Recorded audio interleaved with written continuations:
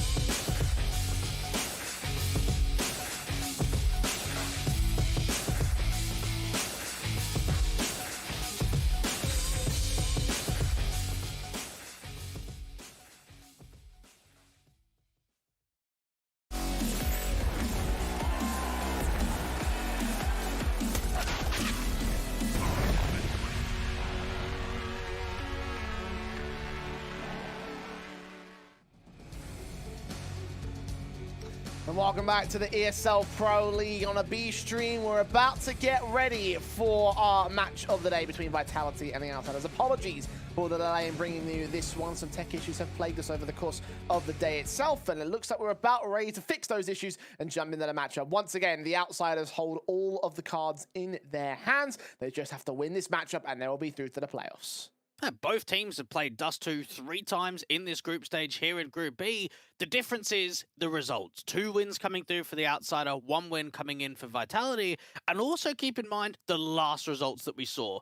Outsiders took on Sprout. They got a 16-4 in their last official. And over for the Vitality side, they took on FaZe yesterday. That was a 16-2 defeat. So even though the caliber of teams between FaZe and Sprout are very different, Jay, it's the mental aspect of knowing a one-sided performance of Outsiders and a smashing for Vitality. And the fact as well, knowing that the idea that we've seen a great group stage from the Outsiders already. They're already in position. They're in prime position to take this third place angle. And meanwhile, the Vitality side are already eliminated from the group stage. They're still in high spirits, as you can see. But still, like, the issue, of course, is the fact that the Outsiders have all the advantages coming into this matchup. They are the odds-on favorites. But the situation involved with the vetoes themselves does indicate, again, some strong maps for the Vitality side. The map pools in general for these two teams are pretty close and pretty even. So the difference is very, very marginal as to who can take this one on paper. And when we think about some of the individuals to look out for in a map like Dust 2, I think James in mid with the AWP on T side was really a specialty, especially when we think about their game yesterday against Sprout. 12 rounds on that T side. Felt as if he was getting a mid pick through the mid doors every single round, so that's going to be something to keep an eye out for. Yakinda with some of his entering ability, opening up bomb sites, getting some multi-frags, and then over Vitality, I think Magis has actually turned out to be a very good and proficient Dust 2 player in the group stage performances that we've seen from them so far.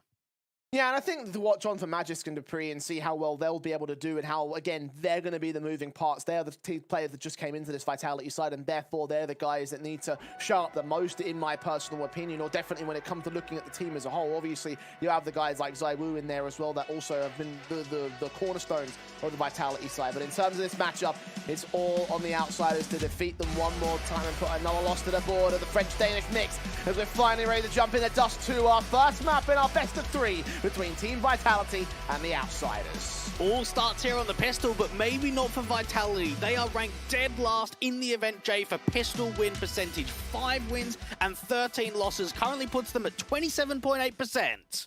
Well, maybe on the CT start of things, and it would be nice if they can at least bolster some sort of basis to work from on the CT side with a pistol win. As unlikely as that might seem, as you just mentioned right there. The Outsiders are still playing tentative, though, just in the longhouse control, not taking anywhere else on the map. But they've got James as a slight spotter up in that top mid position, just in case there is any counter-aggression if Masuda wants to start lurking away from that short position and trying to get eyes down onto mid. They've taken long without any challenge at all. They've got the opportunity of getting a player down into the pit, using one of those smokes down towards CT spawn, and Magis just trying to defend from the top side.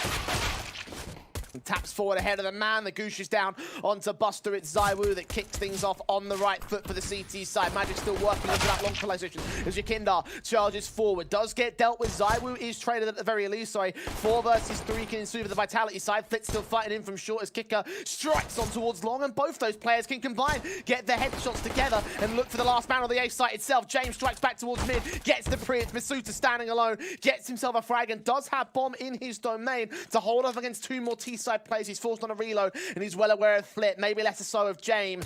He knows he's going to be coming in from mid from somewhere. Will he go back towards CT? Yes, he will. Out towards Elevator now. Masuta backing up, trying to find the angle, making some noise. They know that he's vacated the site. This is perfect timing for James to work with, and what a recovery that is for the Outsiders. When you put yourself in their position and think, okay, James is the mid player, he's creating a bit of space, he's able to get a kill out from the mid doors, this is looking okay. Oh no, we've lost a couple of players down onto long. The recovery is right there. Flick coming up onto the short side, the way that Kickett's still back there, deep in that long position, and then James, after he's dealing with the rotates, he's the finishing blow to make sure that that round's a victory for them. Yeah, 3 kills in the round for him with that mid flank. Everything coming up good for the Outsiders. But Zywoo has other plans. What a shot that is to start for the CT side. Force biting into the scout, and it's worked wonders to kick things off. Yeah, just the advantage they're looking for. Get that scout out, take it into an aggressive mid-duel, try and see if you can maneuver away about getting that first man advantage. But now things start to heat up, and actually deep mid control is getting gained here by the Outsiders, opening that opportunity up for a B split. One smoke has gone down. The second one towards the boost bot eventually does come through. Buster, meanwhile, acting out to the tunnels, making a lot of noise and charging forward into the hands of Magisk, who gets the kill. 5 versus 3 now. James next up to face, Masuta next to full. Zywoo will get one more tag off against him as Yakindar will get the trade back to a 3-on-3. Should grab the rifle with the SMG instead, and now charge into Apex, the lone defender of the A site. And they've got the information that they've cleared out all of the upper tunnels, but now the presence comes down into the bomb site. Apex dealing with one. On the long players now with the bomb. Now recognizing that there's nobody else on shore, the taps continue to come forward from that deagle. The flashes also after the long control. He's desperately hunting for that kill, and that player is blind as a bat, but ultimately nothing more coming forward for the Vitality side. Still the 3-on-2 advantage as the engagement comes from Niko, does find his kill in the round to a 2v2 scenario, but low HP across all the outsiders here. Very difficult because now they're retreating from the long control. They don't have that information to work with the map presence. The Deagle out from mid should be able to catch off James, and now kick it to the last one left up with top mid from the bomb. Dupree seeing that, just wasting time at this point. 20-odd seconds left on the clock. Kick it on 3 points of health. Needs to get this duel turn into the 1v1, but doesn't quite come through. The refrag coming in, and Vitality make sure that the force buy round comes through for him. Expensive one, but it does work out for them, and considering it was a force buy victory, that's probably the better option for them. No loss bonus for the outsiders to work from now. No cash in the bank. We'll be force buying into this round regardless here. Scout turning in for James, trying to do Zywoo things out towards mid if possible. Scout definitely kicked things off on the right foot for the Vitality side. It's set in ahead of the smokes. CT's across successfully, and it seems to be a fast play into the tunnels. It won't extend out the tunnels entrance just yet, though. It wasn't the easiest of rounds in the world from the Frenchmen when you think about the way they had a 5-on-3 advantage. Outsiders now starting to gain themselves that map presence towards the upper tunnels. No aggressive maneuvers so far from Vitality. Once again, it's only Magisk on the back of plat position, waiting for his chance to strike, waiting for the outsiders to make their move in. Zywoo and Dupree can be a little bit slow to the rotations, but they are held out towards mid, and that doorway will be covered off. Not just by the CT side, but also by a smoke down from the outsiders. Hey, Kinder would really like to create some space here in mid, make it uncomfortable for those rotators to get over towards the B side. The first duel coming out towards mid does not find the connection onto the MP9. The unique use of the notch smoke there, a peek underneath it, try and generate a bit of a one-way. Doesn't quite work out for that individual. The outsiders will form up into the upper tunnels. All 5 players out there. The Tech 9 and the Deagle. First 3 players out of position. The SMG for Dupree getting flashed out, blinded, overwhelmed by the pistol. And the numbers game in the end works out for the outsiders. 5 versus 3. Save call for Vitality already. Yeah, see ya. B-side Exy.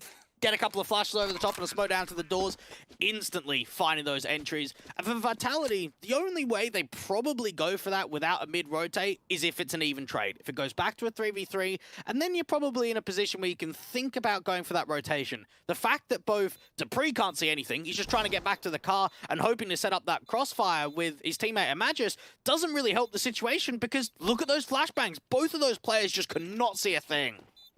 I do love how you summed up that entire round with "see ya," because that really could describe how quick and easy outsiders burst into that B site. Flash's time well, vision blocked the Vitality. Only 2 players there to defend against it. Rotation's extremely slow. And that's to the board of the T side line, regaining that lead. The weapons saved in, but the Vitality side are going to be important into round 4. Do they force around it? Of course they do. Double eco status for the majority of those players, even with slight amount of money in the reserve and those saved in weapons. You buy it down here, put that pressure back onto the outsiders, and as a whole, just the entry coming through, Flit dealing with that car player, and then kick it with the Deagle kill straight onto Magis. Nothing that Vitality could do against that. James, ooh, just misses the timing actually. They don't smoke off the doors, and he kind of jumped down, unfortunately, to the left-hand side of his teammates and couldn't get the shot off. Yeah, boost coming in a bit awkward there towards Suicide. Ultimately, Vitality will get away scot-free to the cross. Again, the same 2 players, Magis and Dupree, leaving nades, but a bit more aggressive to the tunnel's entrance. They want to try and cut off the outsiders before they burst into the B site, or even have an attempt to do so.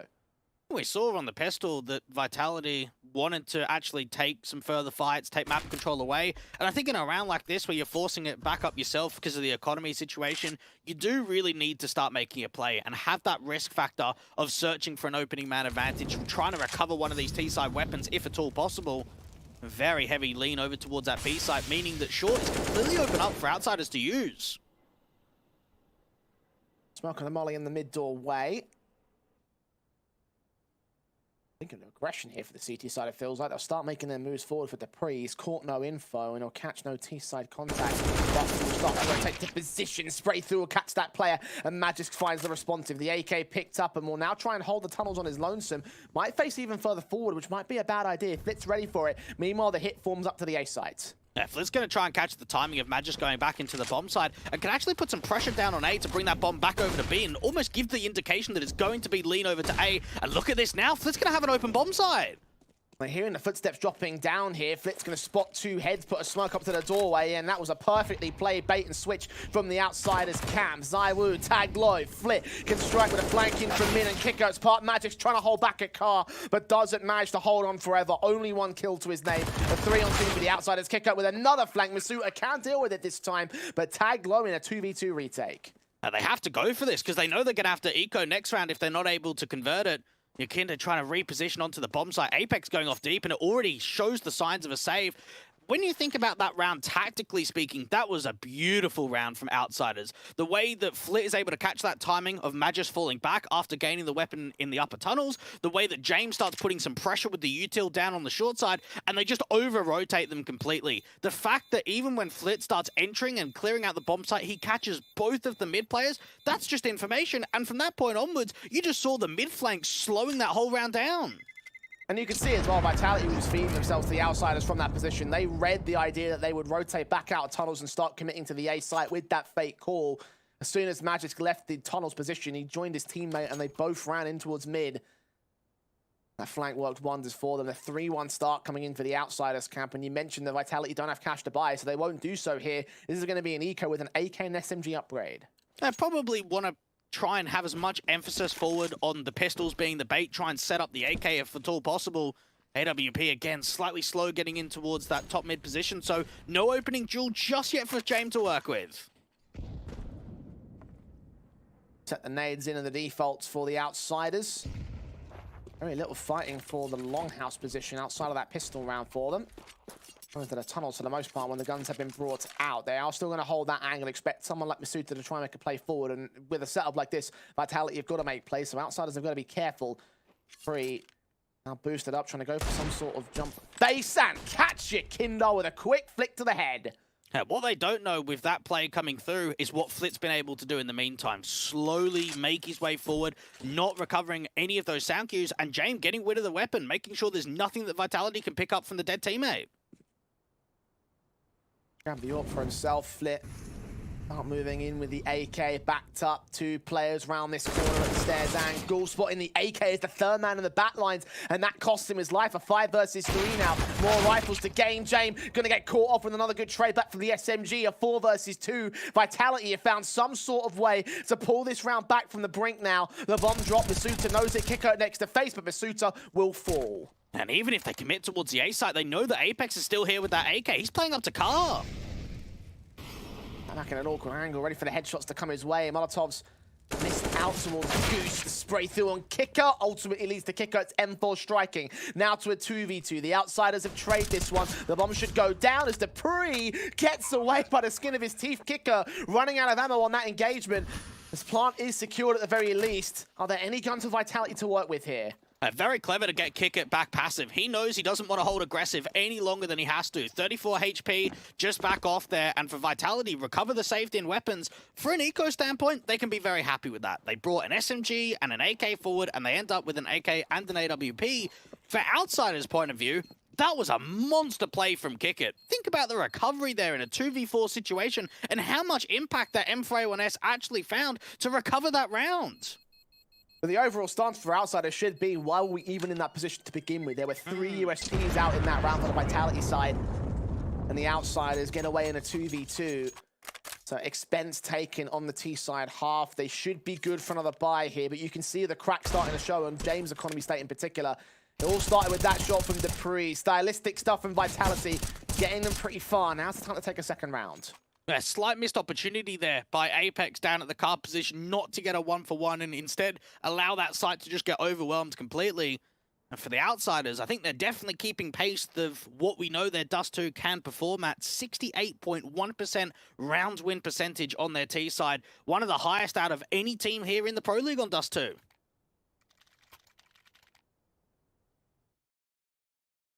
All attention turns towards the buys here for Vitality and the Outsiders. AK safe. Dupree is going to be the main highlight firepower weapon alongside the AWP, of course, for ZywOo. Set in position for James Part. Looking for that first shot. Doesn't quite connect it first. Yeah, Vitality. Got to wonder what the change-up's going to be. Definitely this time around on the rifle, they're actually contesting the long control and not just allowing it to be free for Outsiders to take. Yakinda definitely feels as if early round, not a lot of presence is being put down towards the short side from Vitality, so Outsiders is just mimicking that and taking the map presence away for themselves. Once again, down to this slow default for the Outsiders camp. In their positions, putting Utility out as appropriate. Buster with a smoke onto the B tunnel's entrance. Jump facing, caught info on one individual. They'll counteract it with a nade. It won't do any damage. Just trying to draw that utility away from some of the B-side anchors. Buster just continuing to jiggle. Doesn't want to overextend massively and take HP numbers down. And just trying to get a response. Try and get a counteraction of Vitality to make a mistake, to pull an individual forward, to then catch him off completely. James here with the AWP is waiting for that rotate from spawn. Smokes down towards CT with a pop flash indicating some sort of mid-take. The T's won't commit to it, though. Make some noise and set things up to the short position with the utility in particular for James. Another Molotov sent out there. A cubby corner which won't drive any CTs away. Again, they're very passive in their positions. Dupree and Magic, the only two players to hold down the B site with the execution inbound now for the Outsiders. Utility flash is thrown over. Dupree will get caught by it. Magic can swing, take a kill on Flit alongside Buster falling. Yakinda with one decent trade. Kick up with another. Dupree, lone man standing on the site itself. Doesn't get away against James Orb. The bomb can cross. It can get planted. 2v2 on the retake again.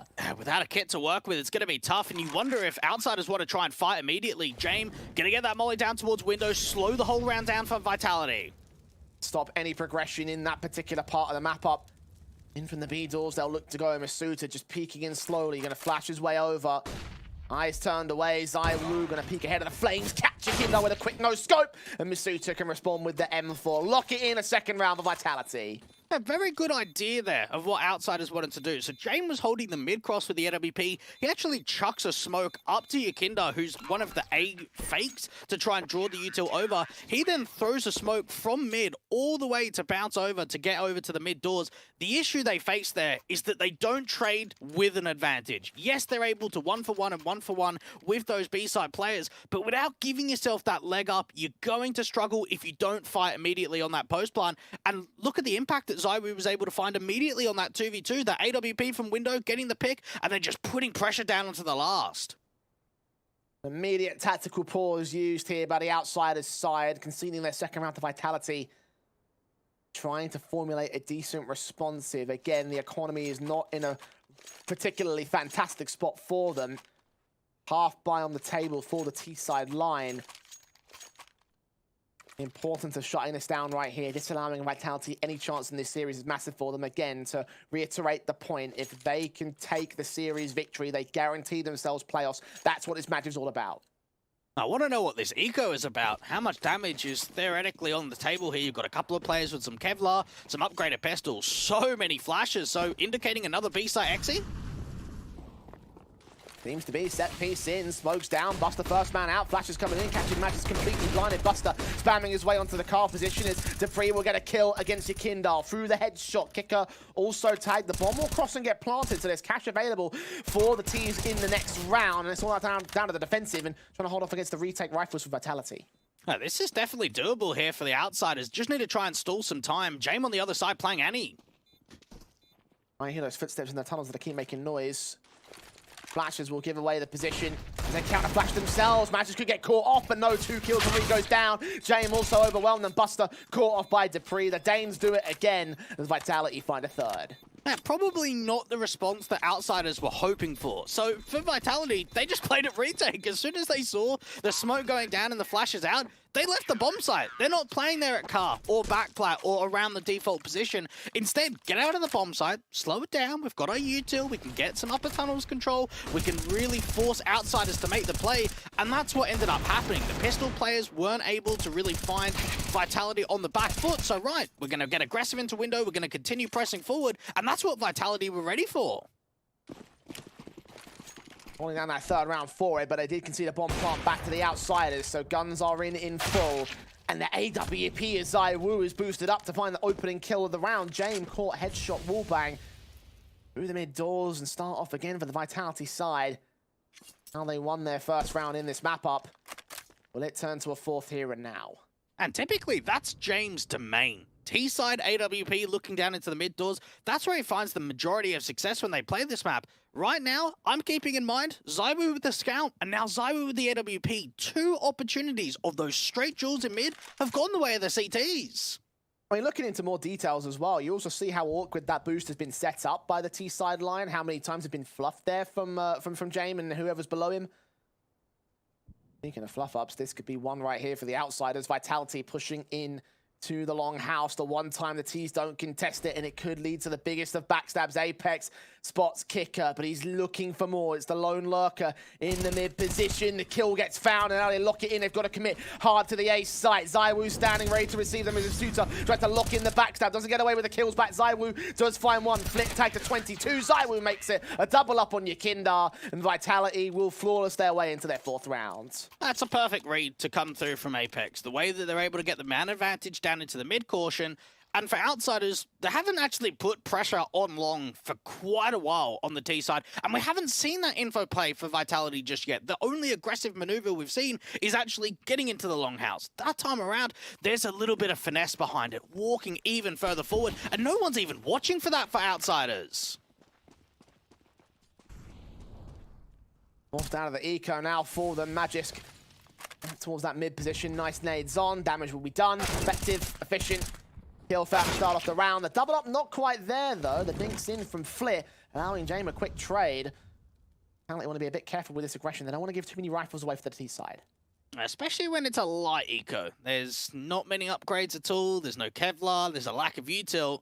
You don't want to be giving up too many lives. And for zywoo, might get sandwiched in. Has to take the contact and fall back in the doors immediately. One player crosses ahead of that Molotov Apex. Grenades up, and the distraction players allow them to grab that M4. A rifle to work with in this 4 versus 4, but where do outsiders go with it here? The bomb's rotating away from the tunnels, indicating there might be an A play on the table. The longer they waste the time, the more util they're going to be able to draw out from this Vitality side. So just slow it down, try and regain some of this longhouse control. If you can set the M4 up for maybe a 1-for-1, it does open the A site up for a bomb plant. Because have a look at the positioning. Masuda does not have a teammate close by. Well, that setup's going to have to come from the individual jewels. There's no utility, no Kevlar, no HP for the outsiders for that matter. Obviously can't go for a save call given the money state and what you get out of the save on the T-side half. Yakindar caught towards mid. zywoo with the pick. Doubles up as well towards Kicker. Hear the taps of the footsteps. Seeing the players almost lined up a collateral right there. The Tech 9 tap as well. As accurate as you would hope for this young man. 10 kills for him so far. And 5 to the board of Vitality. They have the lead. Good to see zywoo performing, because so far in this group stage, an underwhelming performance is probably the best way to put it. Positive 8 KD difference, only a 1.03 rating across 9 maps played so far. So what better way for your star AWPer to really show up in the last game where you're trying to upset? Big showing so far. He's had the AWP battle down pat. This time no one's going to take it from the T or CT sides.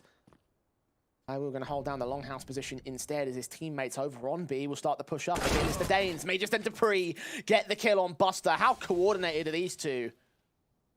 It all comes down to pressure, building up into those upper tunnels, working together as a unit, and falling back immediately, not holding on and continuing to fight forward and see if they can get more out of that situation.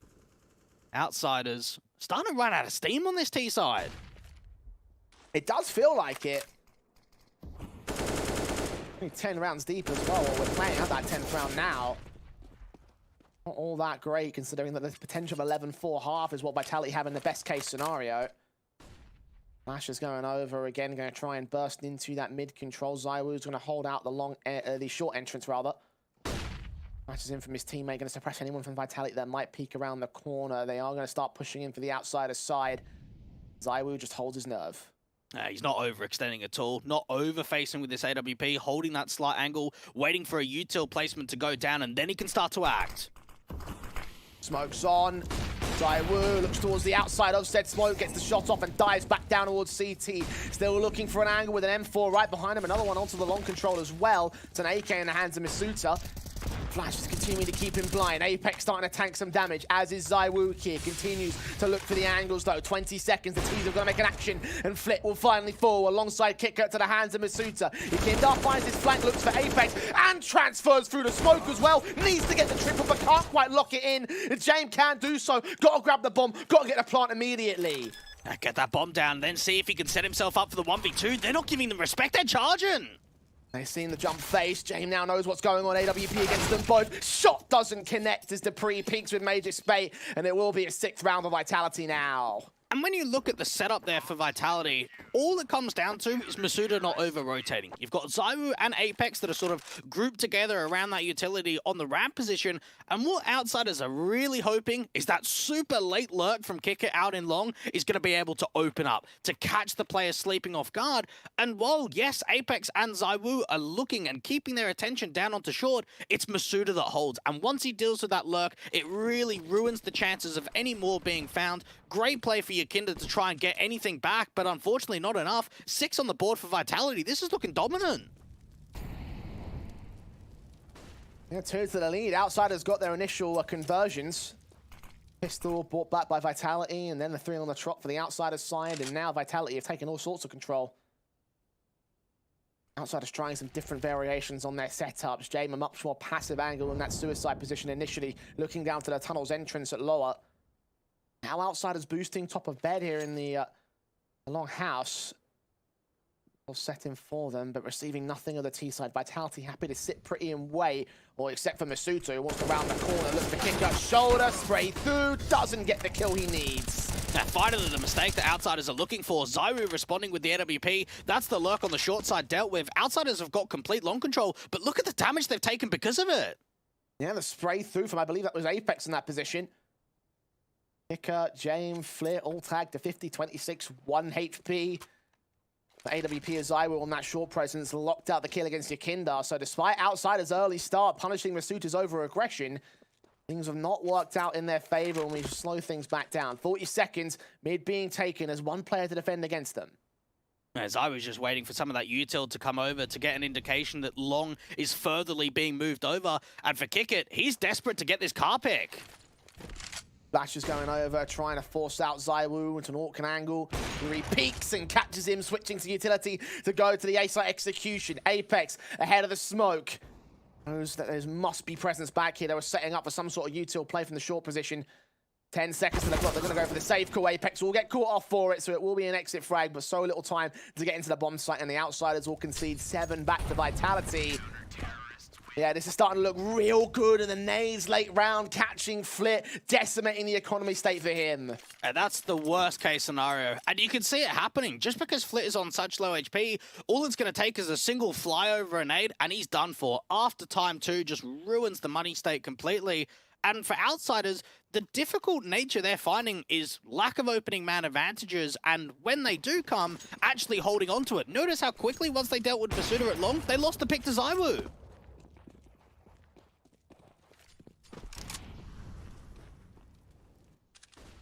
Where do we go from here? Outsiders obviously forcing around the weapons they saved. They need to get some rounds on the board. They need to do it soon. First half is starting to run away from them. They're taking 1 tactical pause thus far.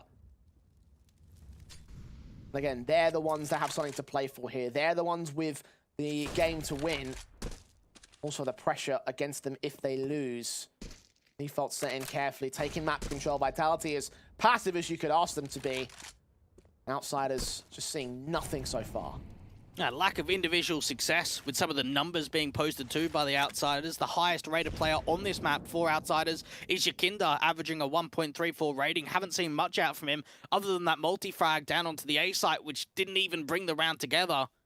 Vitality just working with a round streak one after the other. And knowing too that they've got a chokehold on the economy, this could further their momentum for the rest of the half if they're able to capitalize on a round like this. 40 seconds. Set up the smokes into the CT spawn. Now try and go their way from mid to B. Magis counter flash, him and Dupree standing alone once again, siphon off from their teammates. They've got to stand and fight and hold down a site. They do lose Magis, but Dupree makes it a double, only a double, a 3v3 for the retake. Outsiders really need to try and take a duel, and that's why James got so aggressive out from window. Perfect flash drives him away. Gonna find an angle ahead of the Xbox, though. A crack has been found. Nothing definitive. The real attention turns towards Buster here in the corner. Do Vitality check this position because he could be the round winner right here. Masuta and Apex both checking the tunnel's entrance kill. Found spray. Not quite great for the second man. Now James got a lot of work to do covering both sides of the site. Peeks in and misses his shot. M4 gets traded up by Yakinda. And now it's Zywoo taking one and not hitting the no-scope on the second. Finally, the Outsiders break the streak and get 5. And just what we wanted to see from the Outsiders is an individual stepping up, to be a playmaker, to create impact. And Yakinda's exactly that guy. 4 kills in the round, massive work being found onto the bomb side, and you just felt as if the one-for-one trading that was coming through, the time stalling, and then the way of just isolating the last couple of players, making there no way that Zywoo can get that retake off. Outsiders, that was a much-needed 5th by them. Vitality looking to strike back hard in the follow-up round, though. Double AWPs for Zywoo and Dupree. Zywoo peeking in first. What a flick that is. Great shot, not counteracted by Yakinda. Not extending around that corner for a second time. He backs off all the way to the B site. That makes it look easy. And now with that play in mind, Vasuta's got aggressive. He's now clearing out all of this longhouse and hasn't seen anything. He has seen James now and drops him with the bomb. A 5 versus 3 for Vitality here with Dominion over a very crucial part of the map, a very crucial device that the Outsiders need. Kicker is trying to push forward against it. Zywoo does get caught back in trade, so there is one responsive, and Buster is hunting for this M4. A second man has started to join him, though, so it's not going to be the easiest affair in the world here. Buster leaning in, hearing the Molotovs being thrown down, checking all corners, checking for Apex, winning that fight, unawares of where Masuta is, who makes it a double. Magic strikes on Yakinda, out towards mid to B, so it's Kicker in a 1v3.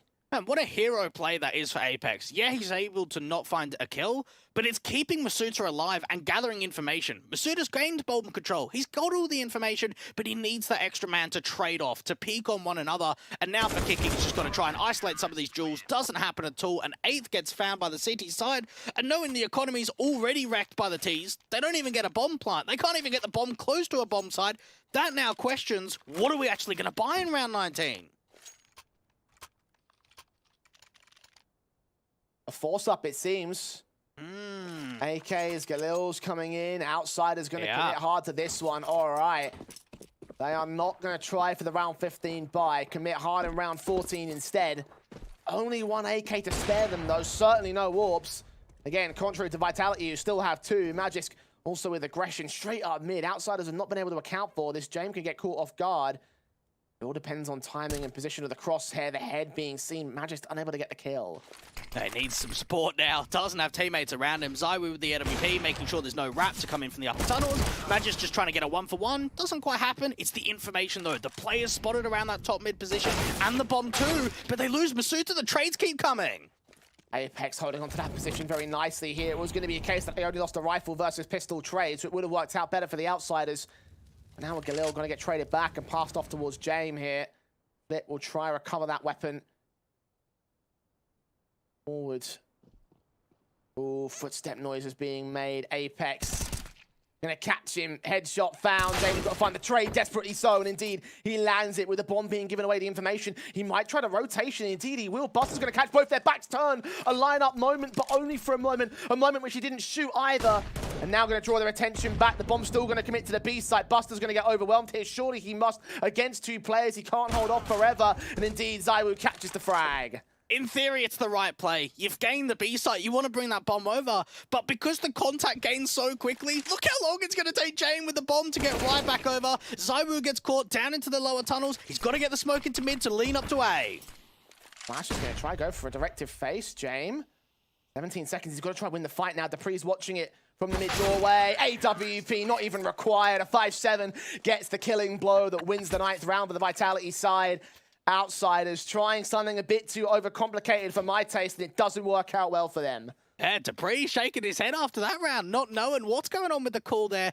It seemed like the play. The idea that both players have been spotted over towards that B site, you get the smoke down, you get your way up to A, but like you mentioned, overcomplicating things in the scenario leans a 9th round over to Vitality.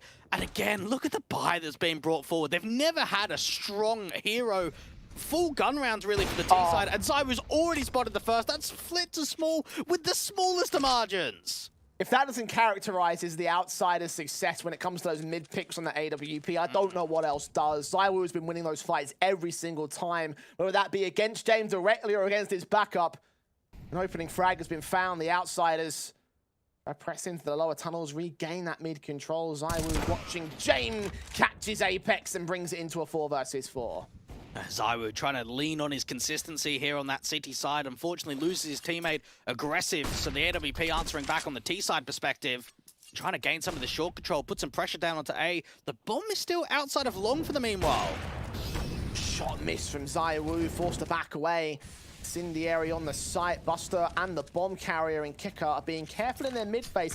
They might not commit entirely to the A site. They have gained dominion over it, but Vitality is still creeping around here. AK, Vikinda, misses the first head, gets the second, has a second opportunity, but it's Buster there to bail him out. James gets traded in the interim. A 3 versus 2. Outsiders still yet to get the bomb down. Masuta is still blocking them out of the site. The nade's coming into Gandalf. Kinder goes dropping. Buster on 30 HP. The flanking from Kicker lands on 1. Burst fire, gets that second as well. So it's a high note for the outsiders to close out their T side. 9-6 up the Vitality though. They look fantastic on that CT half. Can they carry it forward? We find out after the break.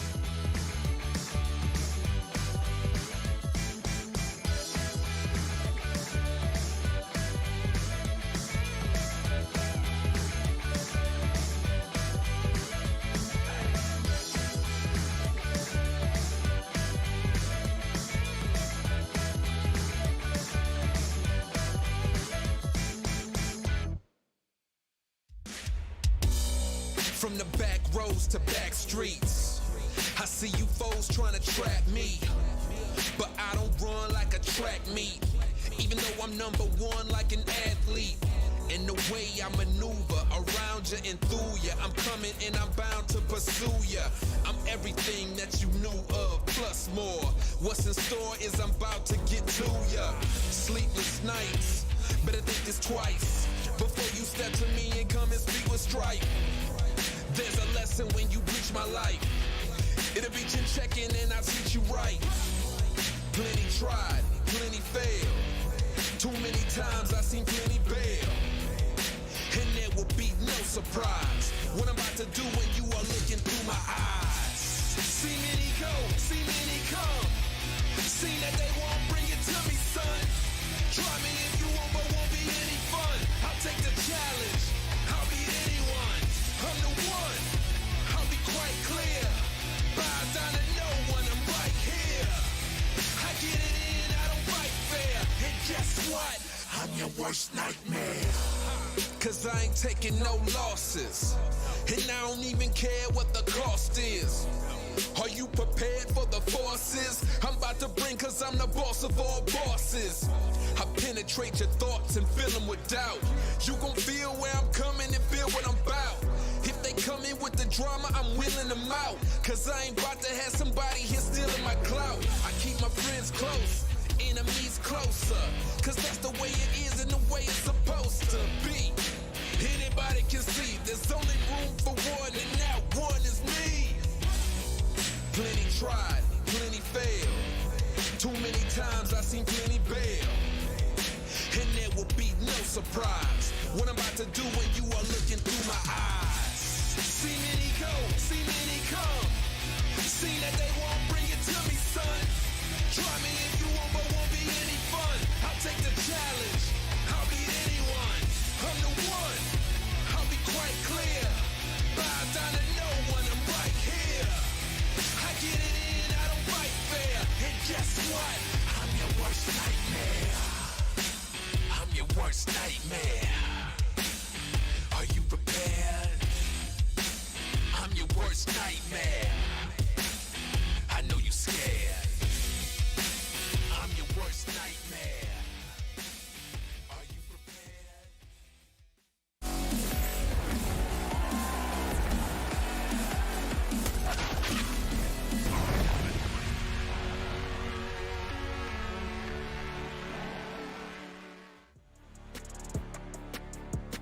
Well, it felt like the outsiders were going to hold their confident opening half, but it was Vitality that came out on top 9-6 at the turn of things. It was at least a positive note for the outsiders to close on that first map, with the notion that the first map of the FaZe Furious side has gone towards the favor of FaZe. The outsiders have extra added pressure. They've got the shark now on their CT half of things. I'm going to steal a little piece of what you just said there, Jay. Positive, right? That is how Vitality looked on the server. When you're down 1-4, it's not the best of starts to work with, but they clawed it back. And now for outsiders, leaning back into their pistol round, we saw them win it in the first half. Sat back in a position for the time being. They have pressed one player forward, and Flit on that short control is leaning in at mid. Aim on the crossfire here, still looking forward to anything that they can find. So far, so little as of the outsiders' contact. Finally, Flit spots a couple of players in the tunnels, but doesn't take a good kill shot. It doesn't quite capitalize on the over-aggressive Flit, instead just gathering that info. Jame working with a crack angle in from mid. For Vitality, knowing that they've got a molly to work with, you'd have to imagine it's got to be used late into the round, whether it's down over towards the bomb site on A, or maybe over towards a B play to the back plat area. At the moment, Yakinda's trying to spot out from mid, having a couple of chances, but not quite getting the kill. Small tags here and there against Zywoo, Masuta, Yakinda, Jame. Nothing definitive in the early minute in this round. Pistol yet to be won by either side, and there's no signs of who's going to take it. Kicker, good flash position, is going to allow a quick peek in from Flit. It depends on timing. Running away from it. Zywoo so close, and they engage early. They disallow any chance for that flash to have any sort of effect. Smoke goes down as Flit falls with it. Oh, that setup's just been broken, and now for Jame, he's got to try and relieve some pressure away from Kicker down onto the bomb site, playing out from Ramp, because Vitality are coming in for numbers.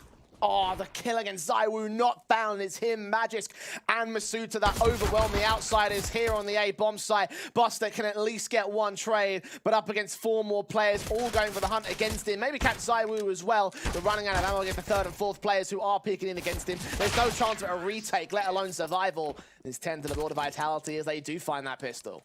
And just a setup like that, when you've got a flash play, you have to have it on point. And if you're getting caught off guard, or there's a slight jiggle, or something happens, and it doesn't quite go the way you panned out, you're going to get rolled over. And that's exactly what the T side were able to bring there. Vitality realized that the first player from Flit is kind of out in the open. They deal with him, and then even notice Magisk is down there at the lower tunnels. He's trying to cut the rotates, and those entries in from the short side were everything onto A.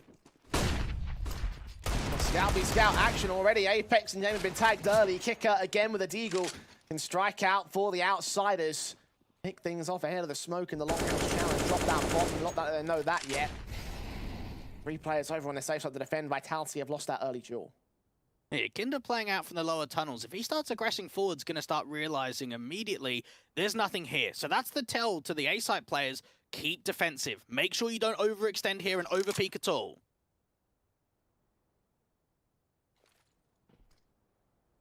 Very slow and quiet. Smoke just coming in for the T side. A second one down for Apex. Lit ahead with the Steagles. Fire with fire. Flashbang coming in to support it, and indeed gets both those kills. One blind just by using sheer willpower and prediction, and it's a 5v2 now. The outsiders bringing this back from the brink. The blind fire from Zywoo can be just as effective as Flit will finally fall, but still to the 2-man advantage. 2 players on the site, 2 flankers inbound from CT and from long. The longer they wait, the better the chance that Buster can strike against them. Both players known, but Kick-Up will also end up falling, so things are starting to unravel here for the outsiders as Zywoo watches and Buster gets picked up. Somehow they brought this back to a 2 versus 2. Oh, Apex even going to clear out the forward area. Yakinda's the last one left. Out to get right with that CZ, losing all of his teammates. And Vitality just trying to toy with him. Tap that bomb, draw the fight, force that CZ out to the open, and they make it happen. What a round in from the 2 of Zywoo and Apex to keep drawing the mistakes. Outsiders had so much to work with. That is a 5-on-2 advantage on the A side. It was with rifles v pistols, but the force buy for the outsiders is going to set them back hard. What reality could we be living in had that round converted for the CT forces not to be on this day? Oh, that's got to be heartbreaking for them. Deagles and CZs will come back out for this one without the Kevlar or the util to bolster it. Such great play from them with the utility placement. The fact they've got none of it now probably takes this round for North. Kill from Dupree and Magisk. Zywoo gets involved. 3 kills on the trot. Nothing in it for the outsiders here. And it screams volumes of just how well zywoo's performing here on Dust 2. 24 picks, now down to only 10 deaths. You have a look at that round and the characteristics of it tell that's an unlosable round. You should never be throwing away a 5-on-2 like that. And somehow Vitality make it work. Buster getting boosted up has already been seen by Apex. And for Vitality, to think that this is the start of the best of 3 on Dust 2, oh, this looks good for them. Yeah, far better than we really gave him credit for. We had outsiders to win this one out and out. Right now, with the way that this Vitality side are playing, not just the CT half, which is statistically their favorite half, also the T side start has been fantastic. How much of that has been down to the conversions? Yes, the 2v5 was skillful, but now comes the real test of metal. M4s across the board, AWP for James. Lacking in util for his side of things. Vitality lacking in 1 AK on Masuta. Happy to eventually upgrade and actually pass off towards Apex instead. That 1 rifle in, can still play it as a bonus weapon. Vitality cap. Forward onto Dawn. Will this be their 13th or will the outsiders get their start? And Masuda out for the long challenge, doesn't have teammate support, can get into the blue bin, flash over the top, take that first duel onto Flit and win it out. Down to 22 points of health, he can just stall the time with the util because his teammates are now starting to back him up. Suter took a lot of tag damage to that position, switching out to the Galil as a result here. Going in for a bit more, the Shadow seen, but Kicker, with all the bullets in the world, couldn't find that frag if he wanted to. Nikinda, similar scenario at the edge of the smoke, can't see any contact, will eventually catch Apex, but also tag him low. Still unable to get a kill for the outsiders. And now you start thinking about what are the options here for the outsiders. Is it an over-rotation from one of the B players from Buster to start putting some pressure down onto mid? Because while that's happening, he smoked it off. They're already walking out the upper tunnels. Gap in that smoke. Who's going to be able to abuse it first? Buster leans in. Yukinda catches Dupree, but Magis gets Buster in return. Look at the damage being done to Vitality here. This round is still on the table for the outsiders camp, but I don't know how much info they have towards it. With them now taking the B site, it looks like the outsiders are out of the round, especially as Yukinda falls. And there's nothing left in it for Kicker and James. That kill confirms it. As soon as zywoo gets out, that's it. You're out of there. Holding onto your weapons. And just keep in mind, the outsiders have played Dust 2 3 times here in the Pro League. Every single time they've played on T-side start. Against the side of FaZe, they had a 9-6 half on T-side. Against the side of ENCE, they had a 9-6 half on T-side. Against the side of Sprout, they had a 12-3. Now they've come into their last official, the one that matters the absolute most for them. And they get 6 rounds on their T side in the first half. It does not speak to the advantages that we've seen from them previously. 13 now for Vitality. Only 3 more to go. Outsiders about to concede the opening map unless they do something real quick. It is their pick. Yes, Inferno is coming up next. But a second tactical timeout is justified, and that's exactly what they'll use here. And we had the conversation too that at the beginning of the show about Dust 2, that the last 2 times it's been map picks, it's been incredibly close. We had overtimes in both of those games, 22-18 and 17-19, both respective wins and losses against FaZe and ENCE. Now they're looking to come back from 6-13 down, and this tactical has got to bring out the beast, got to bring out something here in the outsider side, because they are on threadbow, really, of this map just being gone, and maybe even this series. You're right to mention that 2-0 potential. Again, both maps fantastic for both sides. If they do it, outsiders will be in deep trouble. zywoo, the AWP trying to get on top of Apex head, eventually does find the angle in the mid control, does not see the player there. He's peeking to the right door, not to the crack angle, not to the cross. Outsiders get away scot-free with setting up their defaults. The AWP of James set on the short position. It's Buster that gets tagged early out of tunnels. Flashbang in towards mid, yields nothing on the T side. And without that AWP in the mid portion, it means that James can have to start covering some ground if he wants to rotate over to help out the position. zywoo waiting for a reface down onto short. Overall, the options here are a fake A to go into a B split.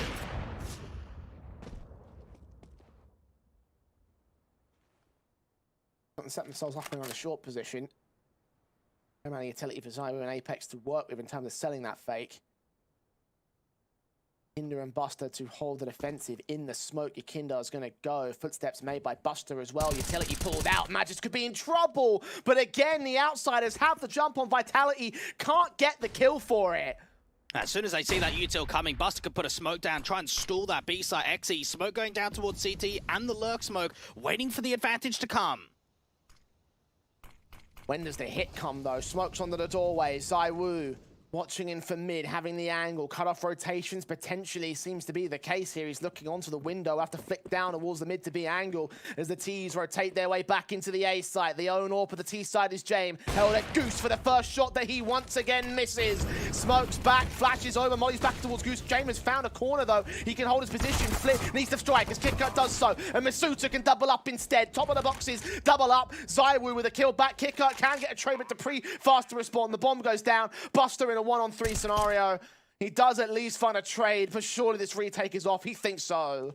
Yeah, just hold on to the weapon and save. What a call that is. Mid-round when pressure's building, with the time being limited and a lack of information. Zywoo's kind of prodding around the mid portion, and he doesn't hear anything, doesn't see any rotations. They bring that bomb back up to A, and James has the first contact. He has the jump there on that Goose position to win out the first, to fall back and play time. It doesn't come through. They know that he's there, and the double entry from Masuda. That is everything on the bomb site, dealing with Flit and then dealing with James.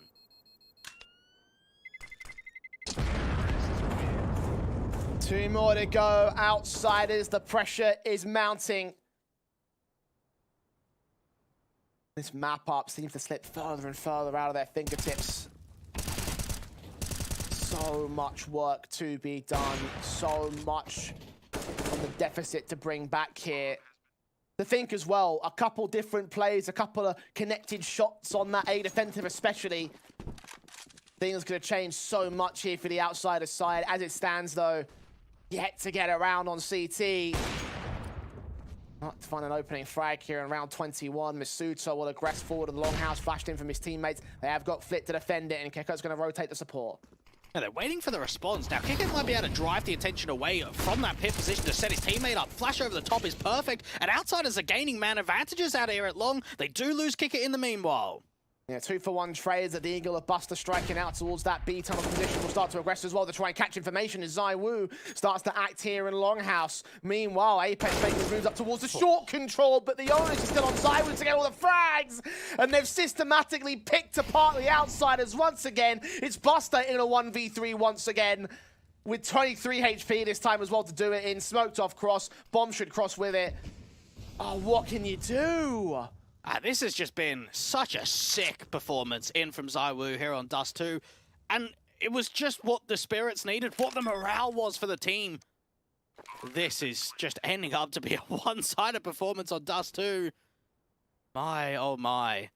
No one would have believed this if we said it was a 4-1 lead for outsiders. No, they wouldn't have. No, they wouldn't have. I don't even think outsiders can believe it themselves. Again, in this second half, they have not scored a single round. Nothing from this CT side. It could be a flawless T side of Vitality to close it out. 15-6 as Buster falls. The only rifle that could be saved is out of the round. It should be forced back in for the next one, obviously, because outsiders, 9 rounds on the trot is what they require to get this to OT. I think Inferno's calling them. Yeah, definitely so. Lack of consistency across the board with playmakers here for outsiders. We saw a couple of good rounds here or there by some individuals, but you have a look at those kill numbers and you compare it to the likes of Zywoo. No one is stepping up to be that challenge, and no one stepping up in the second half. Yakinda even going for an AWP to look down into the jewel in lower tunnels. He wins it out.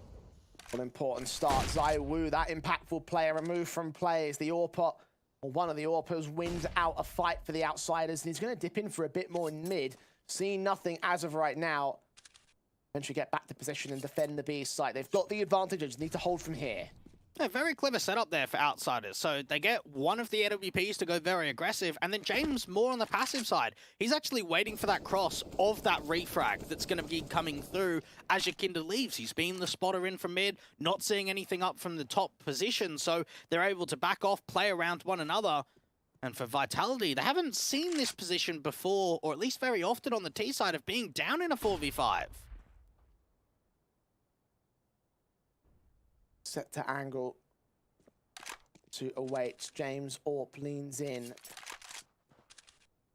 Position of the player down at pit, almost caught the shot. He definitely caught the info and backs off for it. Positions to be held on the short control, diving back towards CT to try and join the M4. Meanwhile, the Prezorb strikes back on Yakinda. 4 versus 4.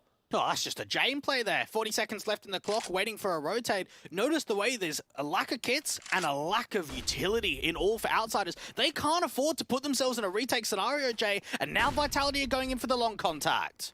It's all going to come down to the straight angels here for the outsiders. Smoke's coming in. James going to get boosted up once again, or at least attempt to do so. Look to the site. Kicker expecting a counteraction boost. Flashes in, or duck down. Apex will get caught. The shot misses. James going to fall away. Buster can find the trade back. 7 seconds. Bomb's got to get denied. Masuta will fall for it, but Magis locks in the site. James connects the shot, and Dupree is left alone. Planted away from him as well behind the boxes. Not here for long.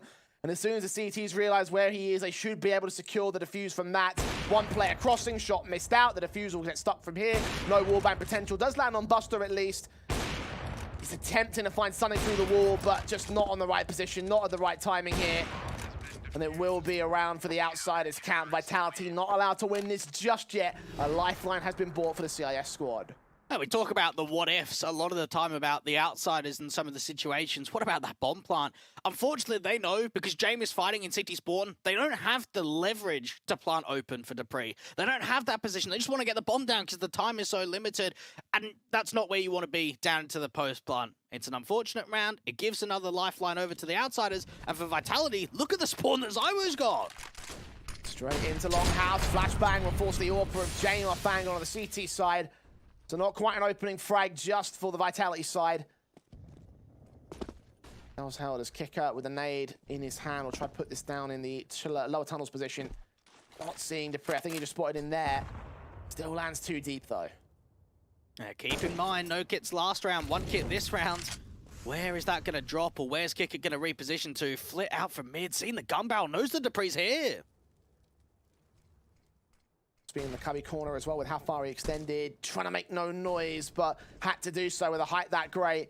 Check the corner hard, forced it against the AK and wins that fight. All important start. Meanwhile, James spots 2 players on short. Flanks him from long, will be denied as he connects on Zywoo. Finally, he's got his mojo together. As Masuta trying to strike back in from mid. The bomb on his back here. Apex actually gets into CT in the midst of the chaos in that short control. Gets Yakinda. Fit's going to challenge it, and Apex wins the fight. It's Buster alone on B now. Smoked out to stall it. Needs his teammates to find a trade on Apex and get back to this position. Try and hold down some sort of advantage, and indeed they get that trade. Where do Vitality go now? What a brilliant smoke in from Buster just to stall that play, because like you mentioned, they lose the CT player of Apex, 30 seconds on the clock. You've got to start counteracting in mid. Sees Masuta, but Masuta wins that fight. Smoke CT, and they're going to try and commit towards this. The AWP, blind as a bat, getting a couple of close shots, but they do not commit. Buster now in the corner, spots Masuta, but Masuta domes in a double, and it's James now switching to the AK, charging ahead of the smoke with no kit and no util. He's seen one on the floor, but he's got to commit to this retake now. Magisk up in the window, and he's waiting for this player to peek him. Oh, timing's going to be everything, and Vitality just know we don't need to overface. We just need to peek together. And James trying to get out the aggressive duel, but it's not coming at all. But just finally aggressing through the window, 16-7. That felt like a breeze for Vitality in map 1, Jay. That it did. It started off so positive as well for the outsiders. Felt like they were going to hold their own on Dust 2, but as soon as things went bad, they went real bad. A slight resurgence in the late turn of the first half, and then nothing in the CT side virtually. What a disaster of a map up here for the outsiders. And again, they're the ones contesting for third place play. This is not a good sign. No, not at all. And the powerhouse right there of Vitality was the Zywoo show. What a performance with some of the individual duels coming out from him. A grand performance overall. Here it is. We head towards a short break and head towards Inferno. Don't go anywhere.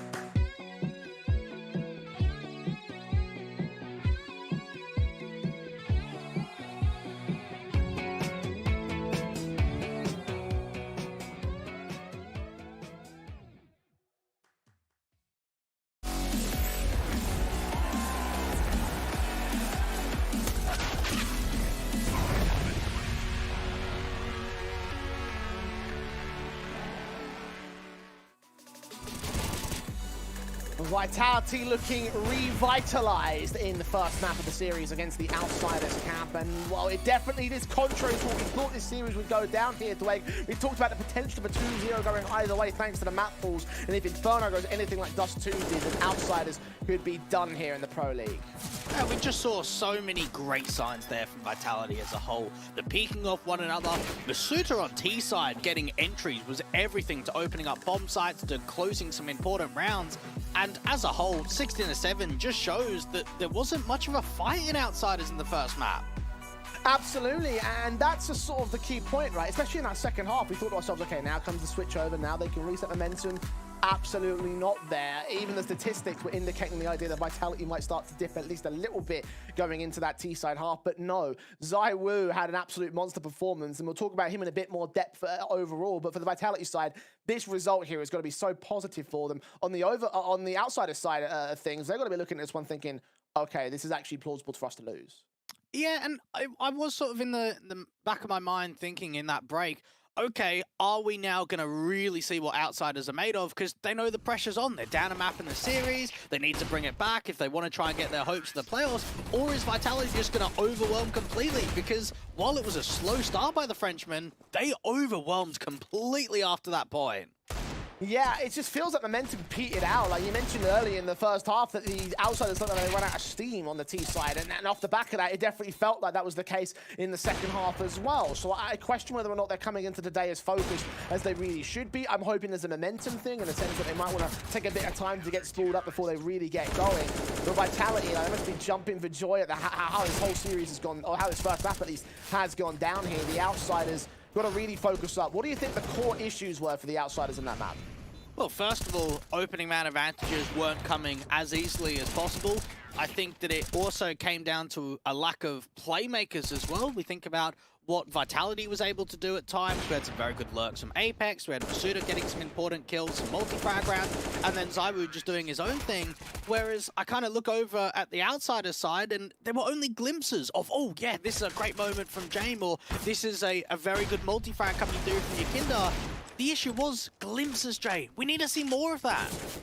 Absolutely, and that's the key thing, right? We need to see a full map of that style of things, like small little bits and pieces, the occasional kill, the occasional round. That's not going to be good enough here for the Outsider side. And instead of that they're disappointing so far in this series, I think it's to say the least on this one. They have a lot to play for. Again, I'll stress, they need to try and take at least a map in the series if they want to try and contest against that FaZe side who are already up by one in their own series on the mainstream. So if they want to try and maintain that third place spot right here, they've got to get it going on Inferno as the second map in this series, but still want to focus on Dust 2 a little bit more on that side. I kind of want to sort of start to balance it out here in terms of, you know, we talked about issues for the Outsiders. I think there's definitely issues for them to sort of account for, but Vitality, they also had a fantastic map up. Was it all down to Vitality there, or was there a bit more to the story? I think the majority of it was Vitality dictating a lot of pace. They were playing with confidence, and they were playing with freedom too. They were bringing out the double AWP setup on City side a little bit. They were making some very good lurk attempts. They were able to get into the mind in some of the mid-round calls too. So overall, it was just a very clean performance for Vitality, and it was almost something that we wish to have seen in the last few play days, and not quite when it's the last hurdle. It's quite curious as well, because we were seeing the G2 side in last week's Birkenhead match day, and we were talking about how they looked fantastic in their final matchup, and you kind of look at Vitality, seeing what they've been able to do so far in this series. And yeah, it's only one map so far, but you think about how they're already eliminated, and you would have hoped, hey, maybe if we'd seen this throughout the course of the rest of the week, if we had seen this over this group stage, then maybe we might not have seen so much of an important matchup going the way that it has done here on the final day of the week here. So it's a case of those powerhouse squads having struggles throughout the course of Pro League. Maybe that's down to the format. Maybe that's down to something a bit more different in that sense. I mean, obviously, this is a really important tournament for everyone involved. So for everyone to make a deep run, that might inspire teams like an Ents or the Outsiders to be able to make the runs that they have done so far. So in that sort of sense, like the Vitality camp, it is disappointing in that sort of sense. But there is an opportunity to, again, play spoiler against the Outsiders side. Now that they've got a map under their belt, things look pretty good for them. And it could just be both teams adhering to pressure differently. For Vitality, they're coming into today without any pressure. They cannot make themselves a top 3 placement, whereas you flip it over and everything counts on this game for the Outsiders. Okay, yeah, maybe if the results would have been different in the last couple of days, they wouldn't have as much pressure in the last day, but that's the here and now. They need to win this series. And with that in mind, that they've lost their map pick, they're now going into Inferno. Okay, it's still a very good map for them. The way that Dust 2 played out, they can't be happy with that performance at all. Well, I think to characterize how pressure has affected both teams could really be represented in the Air Force aim high head-to-head here, Dwayne. We want to take a look at both of the AWP players for their respective sides, and you'll see a very stark difference in terms of what they've been able to achieve here. For ZywOo especially, you mentioned earlier on during the day how he hasn't had a great performance overall throughout the course of this group stage. You can't say that for this first map. No, not at all. And just have a look at the sniper purchases too. A lot of the time, it was ZywOo either getting an AWP for his teammate or not dying, right? He held that AWP for so many rounds in a row, where for Jame, we kept seeing the mid picks on T side. You kind of mentioned that they were butchering the booster. They weren't all quite getting down the timing. Even in the straight aim and the AWP v AWP duels that were going between these two, ZywOo was winning out. Yeah, and it was like he was winning out every single time. The mid picks were the perfect example of that. The scout started off in round 2, then the AWP started bringing to the table, and you can probably see a few of these angels going down here. Just the amount of potential he had in the mid position especially really shut down the outsiders and won so many of those fights against James. So things to be concerned about, I feel like, for the likes of the outsiders, because I feel like, given what we see from ZywOo, someone's got to step up to that kind of level, and it probably has got to be James, the most likely player, the most likely candidate, right?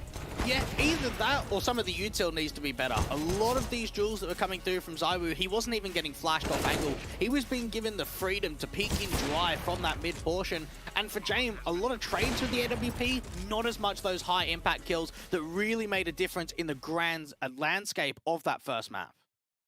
Absolutely, and that's the key thing, impact in the grand scale of that last map. Now looking on towards our second map of Inferno, what do you think the key differences need to be made here? What do you think the key changes that the outsiders have got to adjust to in order to try and make this series competitive and not get 2-0 out of the tournament? Well, you'd have to imagine continuing to lead from the front. Have a look at how Dust 2 panned out. Things were going quite well from them. They'd won the pistol, lost the force buy, but then they carried on and they actually had the money game in their favor.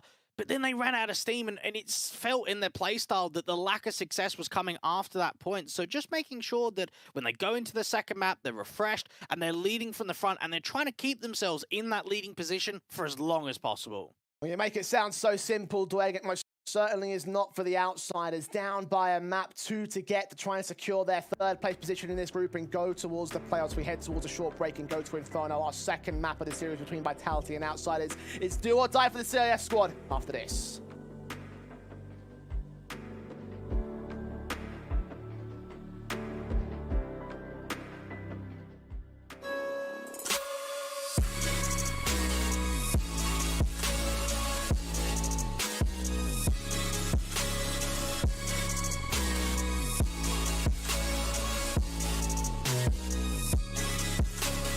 You love it, you wear it.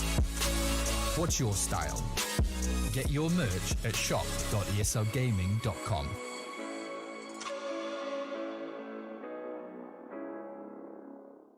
Choose nades, choose a smoke, choose a flashbang. Choose team badges to support your favourite CSGO team. Choose an ESEA Premium membership. Choose routes you know bring in wins. Choose pro video tips. Choose the fan club wars. Choose behind the scenes content. Choose good grades. Choose guns you know you can shoot right. Choose bingo. Choose the equipment you know is going to get your team the win thanks to heat maps. Choose the CSGO Hub Premium, the complete package to help you and your squad achieve all your CSGO goals. I think that's a question mostly for James. I can probably explain that he's just a super talented guy, obviously, and not many people know, but he's super intelligent as well.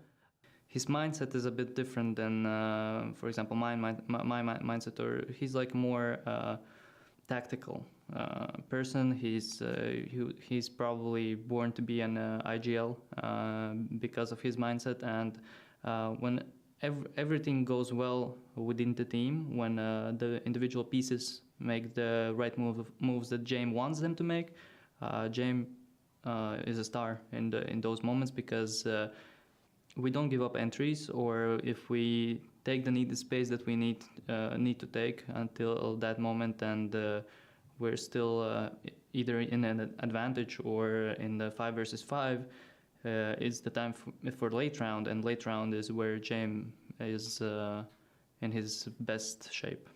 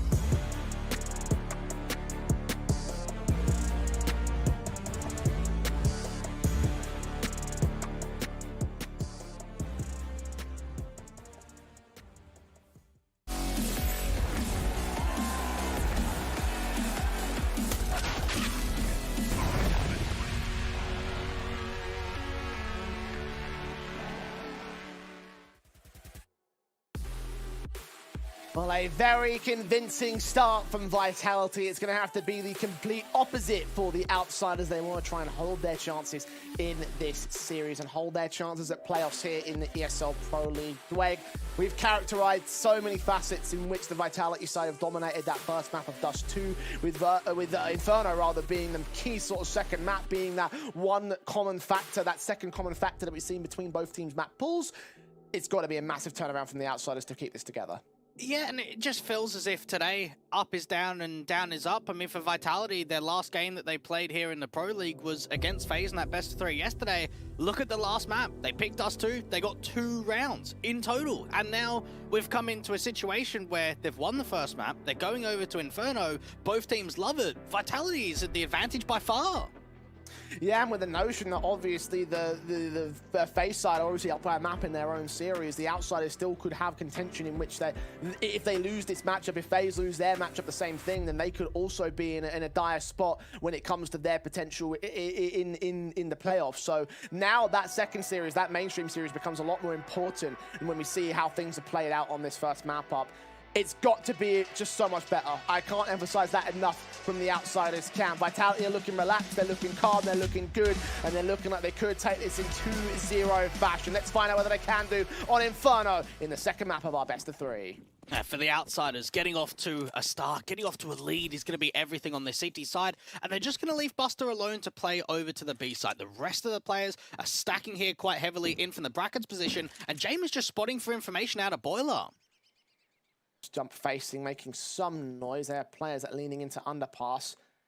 Suta will be the first contact in the apartments themselves, but very little being seen outside of that. Vitality extremely passive, which has characterized how their matchup has been played out so far. Outsiders nothing to bite on. Magic's just clearing out some of this area towards the top of Banana, but even with that in mind, he's got some util that can follow in from Apex.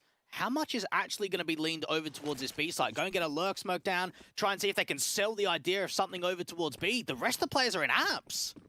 They can charge forward and see what's really going on. They won't break up this 4-man stack. He will end up falling forward, but now Jamin, Yakindar, and Kicker have got a clean house against him. Jamin will be responded to by Zywoo. 3v3 scenario. Bomb has been dropped on the short position, and Yakindar is rotating to angle. Magic still with a backstab potential, still sat there in the banana position. He's got to try to join his teammates, because that bomb is lost to the Vitality side. Yeah, get a big wrap right back in towards City Spawn. Could be an option. Zywoo just trying to get that bomb back, get into the bomb site, get that down, and then put the pressure on from the post plant. Well, Magis will get caught off towards mid. The concessions made towards long will allow the bomb to get planted. Apex watching for both those short players. Should have seen info onto at least one, maybe 2 of them. Zywoo now going to peek alongside and try to catch off Yakindar, spot the player, but still unable to get the kill. Now turns his attention towards long, but just not at the right time as Buster catches his head. It's Apex alone in the 1v3 clutch. 2 heads to find out here towards shore. He gets one, but not quite the second. And Outsiders secure the opening pistol. And Vitality just running into the stack in that sort of play. They get 2 smokes down over towards that B site, 1 out to the CT spawn, and 1 into the Spool's Coffin's position. And then they try and force Yukinder to go very aggressive, to get him into an uncomfortable position into the apartment. And instead, he spots the bomb and sees 3 players. That's instant information to not over-rotate, to continue facing onto the bomb side. And even for Kicker, just making that capitalization of dealing with the bottom Banana player made all the difference in the round. The issue is, of course, following up, because so far, neither team's been able to do that.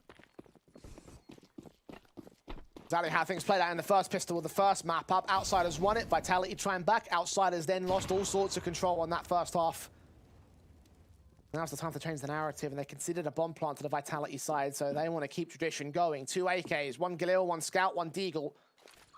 All sorts of firepower to contest the Outsiders. Coming back into the AK. Magic's getting banked down, but the damage being done to Yakindo is more frivolous. And indeed, the kill comes in the end. Hey, Kinder's so desperate to win out that fight, just constantly over-peaking. Zywoo catches off Buster. This round's done. This round is over from this point onwards. The B side's completely opened up. They can slow it down. Outsiders are just having to save on the A side and gamble that the bomb's eventually going to move into A. That's the only option.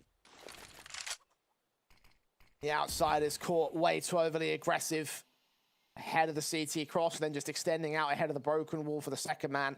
At least the M4 can get recovered by Flip, but I imagine with them now taking the B site completely uncontested by the CT forces, there might just be a safe call from here.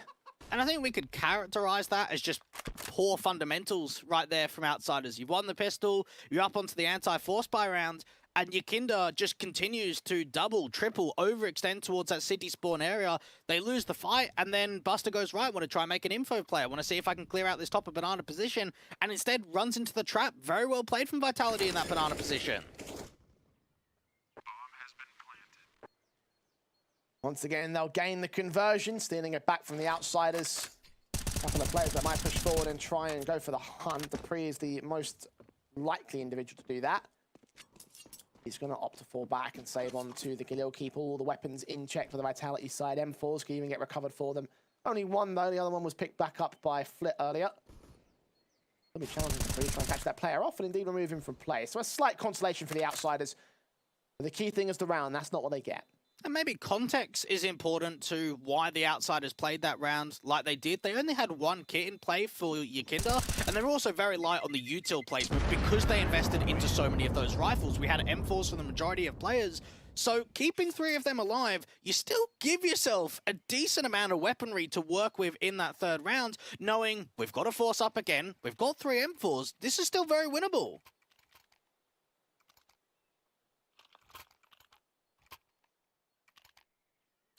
The scout coming out for Jame at least. Try to put that to decent effect.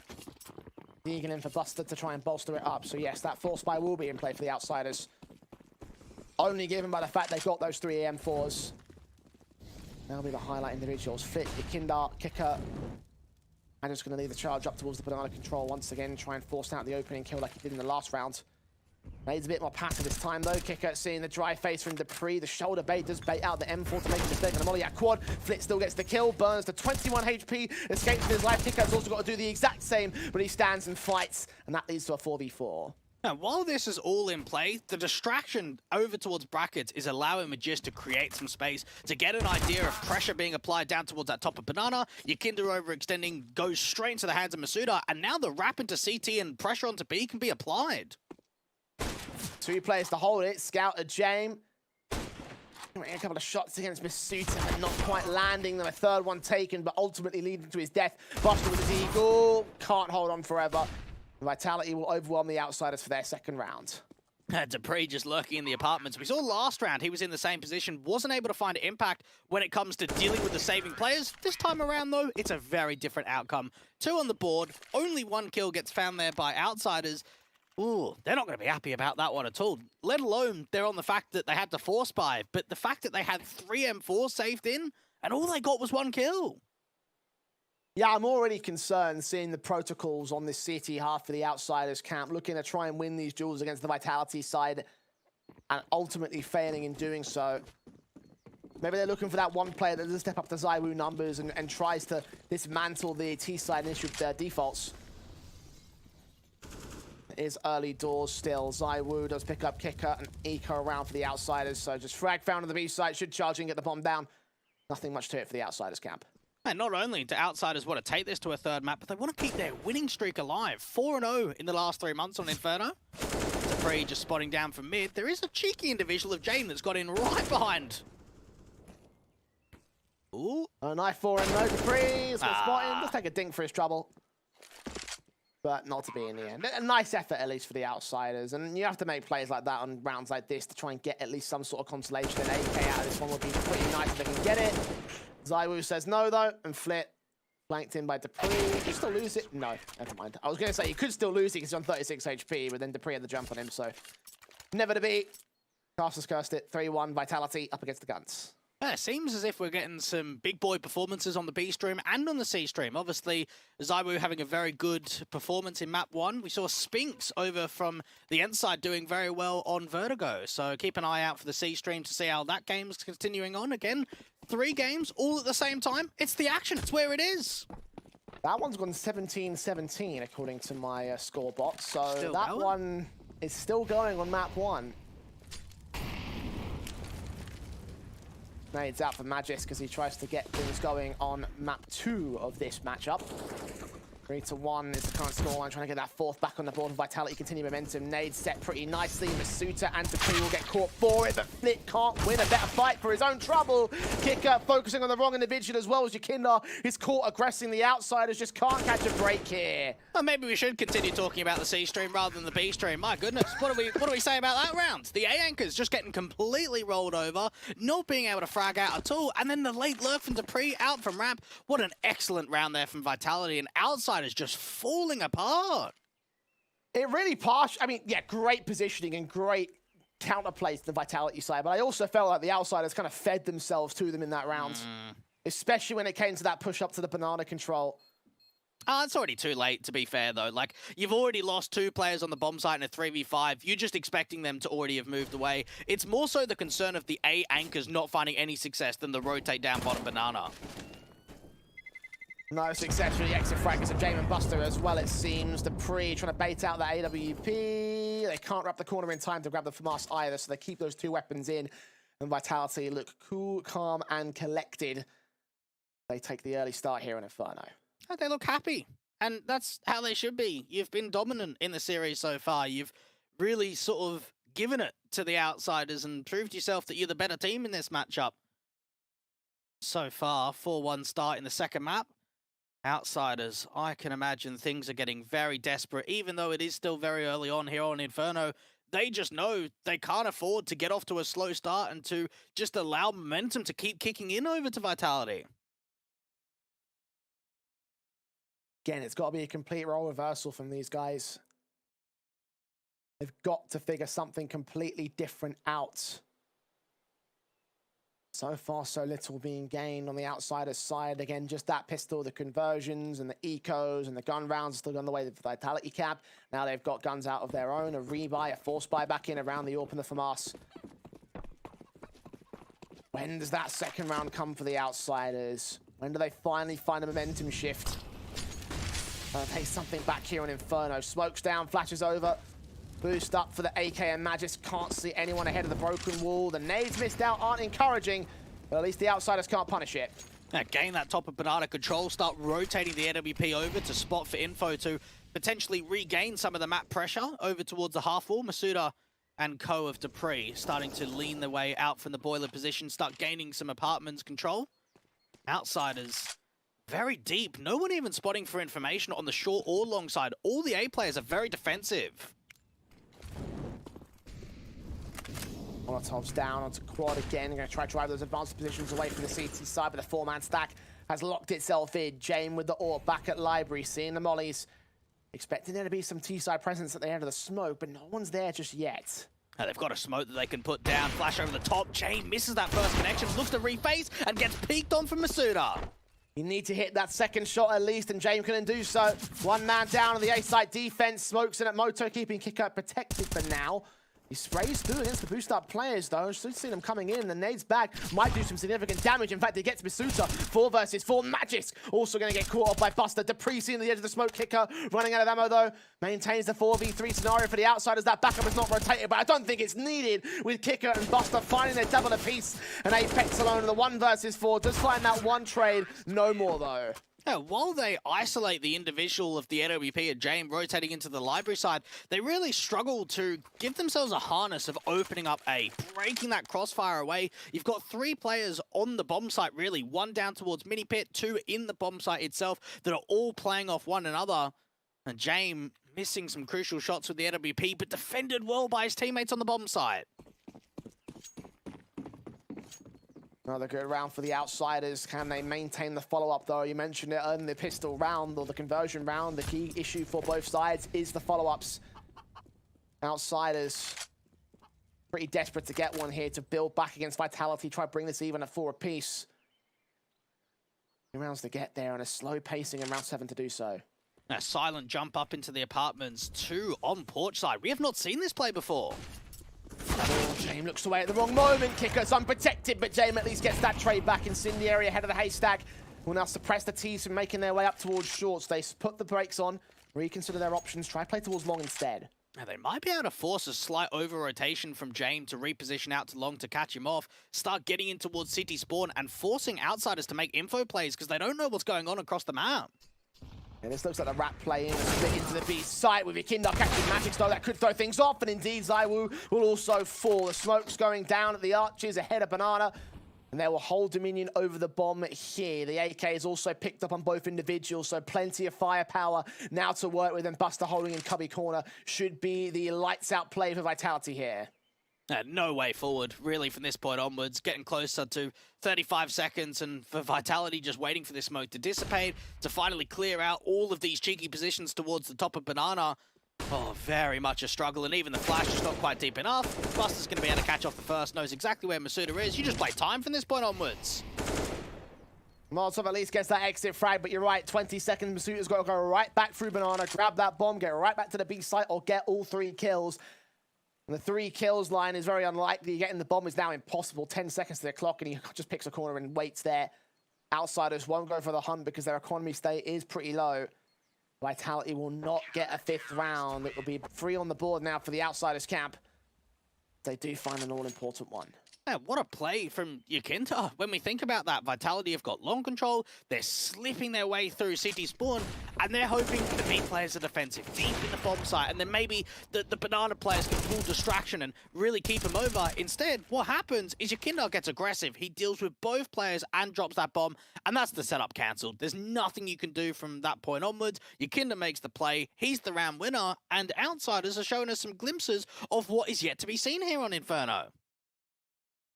Tactical pause called in for the Vitality side, I can assume. Zonyx very animated right now, trying to discuss a couple of intricacies here and there and shut down this momentum swing before it really gets started. Finally, that potential being shown by the Outsiders, that possibility of going top 3 demonstrated here in this map-up. Lock out this 4th round and equalize against the Vitality side. Guns have been brought back in, though, so it's not going to be an easy affair. Oh, Rumbu's the AWP doesn't come through, so no way that he can jiggle up onto the angle or get into Boiler to check into second mid. Has to back off. And Magisk, with a teammate, trying to clear out this top of Banana. Yekindar getting forced out into the open. Damage being done, however, on either him or Magisk, I should say. Yekindar, nice nade. That should land pretty nicely. Not as much, actually. He goes a bit too deep. zywoo, 93 points of HP. Yekindar sat back and falls away from angle. Yeah, slight deflection. That nade placement down to the hugging of the broken wall position on the half wall. Not quite a player in that angle. Vitality starting to bring that bomb over towards the mid portion. Kick it, waiting for an apps pop or any apps presence at all. zywoo falling back. I go grab that bomb and commit it with his teammates into the brackets to pre. The position in the apartment's going to go for the quick flash over and apps pop for that one individual. Not going to commit to it entirely, but he does deny information for Kicker, who was crossing back completely blinded. Vitality still playing this slow, only 35 seconds to go. Yeah, wondering if this is the massive misread from Outsiders, just stacking up 3 over towards B. James going to start bringing that AWP back over. He might be able to deal with the long players. Gonna go for the wrap. James seeing the gun barrel and lands on Masuda, falls out of position, trying to hold a bit more of an advanced position and just falling back away from Speedway.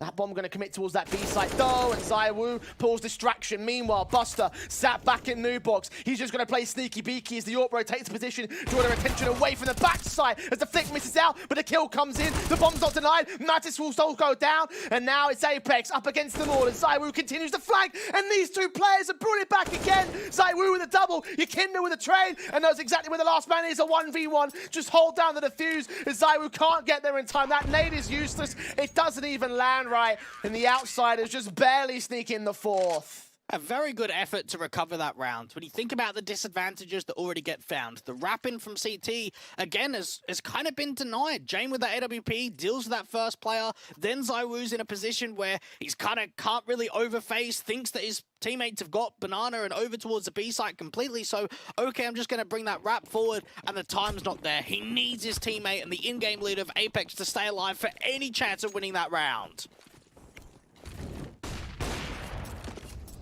Big round for the Outsiders. Vitality They're buying back into this one. It seems like every round is a big round for the outsiders. They're barely getting it on the board. The economy's wrecked. The bomb plant bonus, however, enables a buyback for the T side, and Magisk is going to use it to perfection. Yakindar fallen first, Buster back in second, boost, and dealt with 2 easy faces and 2 easy frags, forced to save out for the outsiders. Simplicity. We've seen the way that Vitality have been able to gain top banana control like a breeze. Outsiders are not putting enough intent with the util or aggressive maneuvers with Yakindar to make Vitality uncomfortable with taking banana. And because there's nothing that time around, the molly came out to the sandbags, the flasher over the top, and as soon as you win that duel, you've just got the confidence to keep going. Pre-aim out to the first oranges, have to adjust to the second. 5-on-3 advantage with the bomb site opened up, that's the round done. It felt so easy for Magisk as well. That's the key issue, right? The fact that it was such an efficient sort of play from him, and they can't even get the trade back. Jame struggling with a clean off shot. Flit will come forward. Jame will get Zywoo at least.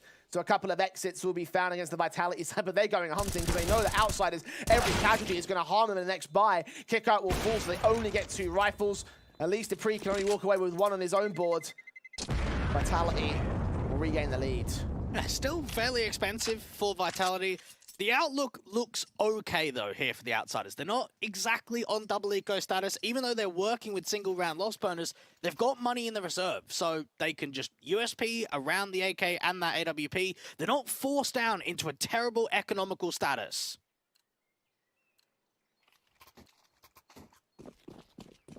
Deagle CZ's brought out for the outsiders. Yakindar in particular with a bit more of a heavier-handed buy than his teammates in Kicker and Buster are. Buster just going full eco for the $3,000 to save into a decent buy in the next round. Orp of James saved from the previous, lines up a collateral, and that changes the complexion of things. Now, that's exactly what they need in a round like this, where you're not working with a massive amount to strike, to get a couple of kills, and to put pressure back on to leave those banana players in towards that B side. Yakindar's going to be the sole defender. The rotate's underway from Flit, though. If there's a way into this round, the outsiders just found it. Flit rotating up, putting utility into position, going to put some smokes up to the cross. Counteract it as much as possible. The Eagle seen Zywoo missing his first, second, third bullet to eventually connect. And now Magisk and a 2 versus 5 alongside Dupree. They catch Yakindar at least. The incendiary back from Flit indicates what's going on, and the aggression from outsiders is getting punished here. Kicker next to drop. Dupree now going to join his Danish teammate as both players at least give away the information. The Orpera spotted 1 out to the banana position. There's a rifle in the Flit. The bomb can't commit just yet. They need support here. Flash over towards CT. Even getting the bomb down to a position is going to be tough. They need to keep fighting. Deal with Buster deep over to that right-hand side. Dupree's got to clear him. Nice set towards Flit. Jane with a backstab will hear that bomb plant tapped once. Won't go too overly aggressive with it. The AK in tree has been seen. Jane checking sight. Magic's not in a position to plant anymore, though. Dupree runs out, pistol in hand. Jane can strike, and so can Flit. Patience was a virtue for the outsiders as they win an eco and get 3 AKs out of it. Yeah, what a steal round that is from the outsiders. And it started with Jame. He got the information. Not only did he line up a collateral, but also clear the way that they've left mid. They're going over towards a B take. And with that in mind, they can set themselves up accordingly. This one has looked a lot more back and forth in the early game than the previous one did. Tactical pause taken by Vitality again, their second in this matchup. What is being discussed here has definitely not been as easy a performance as that first map was. Zonic knows this. Giving his boys a bit of a moment to think about things. And again, go over those small intricacies.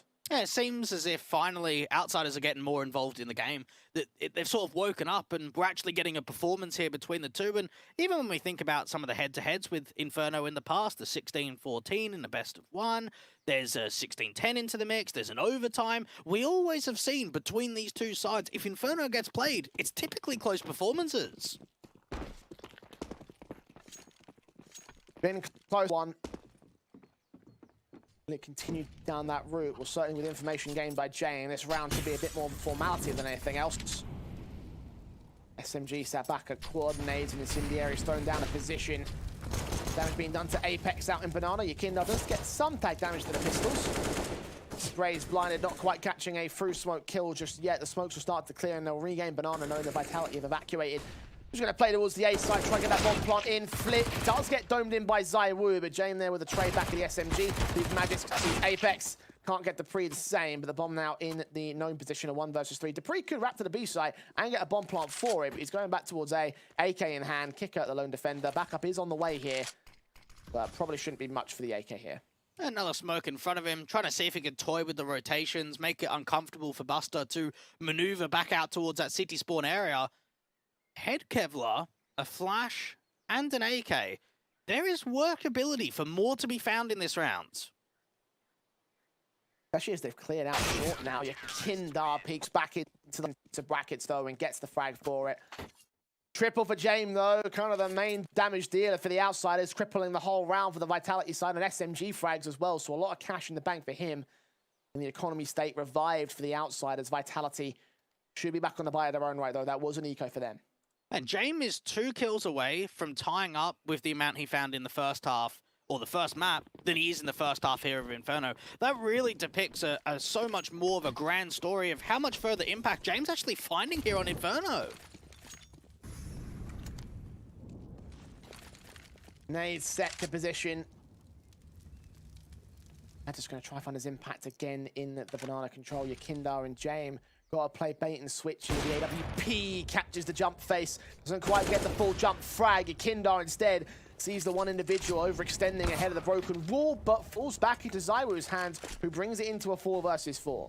It would have been nice that Buster, that was playing Coffins, could have had a flash over the top to get your Kinder out of that. Just felt slightly dry on that play when it didn't necessarily need to be. A very good return coming through with Zywoo with the AWP, clearing out the top of the banana position. And now Buster, pressure's going to start building for him because he doesn't have that support like he's had previously.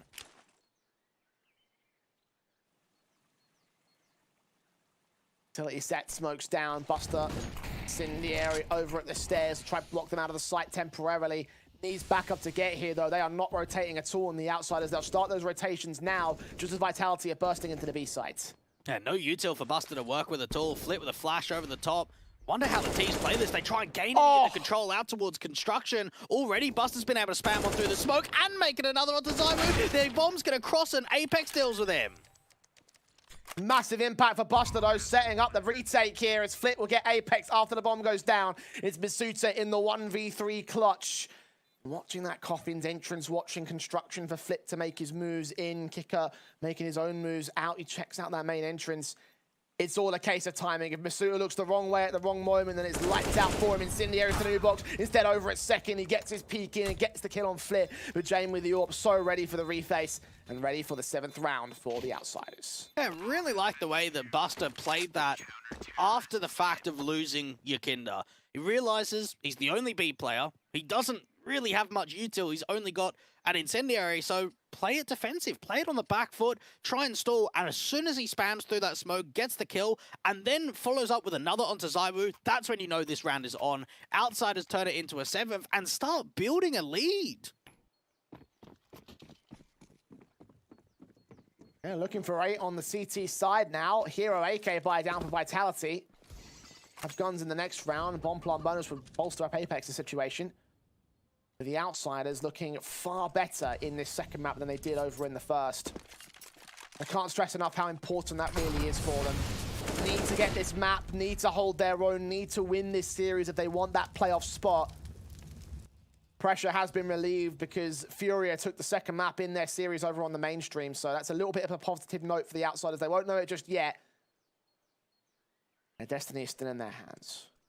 Hey, Yakinda, how aggressive does he want to get? We've seen him toy down towards the bottom of Banana before, turn away from that flashbang. A lot of T-side players coming towards him, only gets away from one. Buster's there for the setup to gather the info.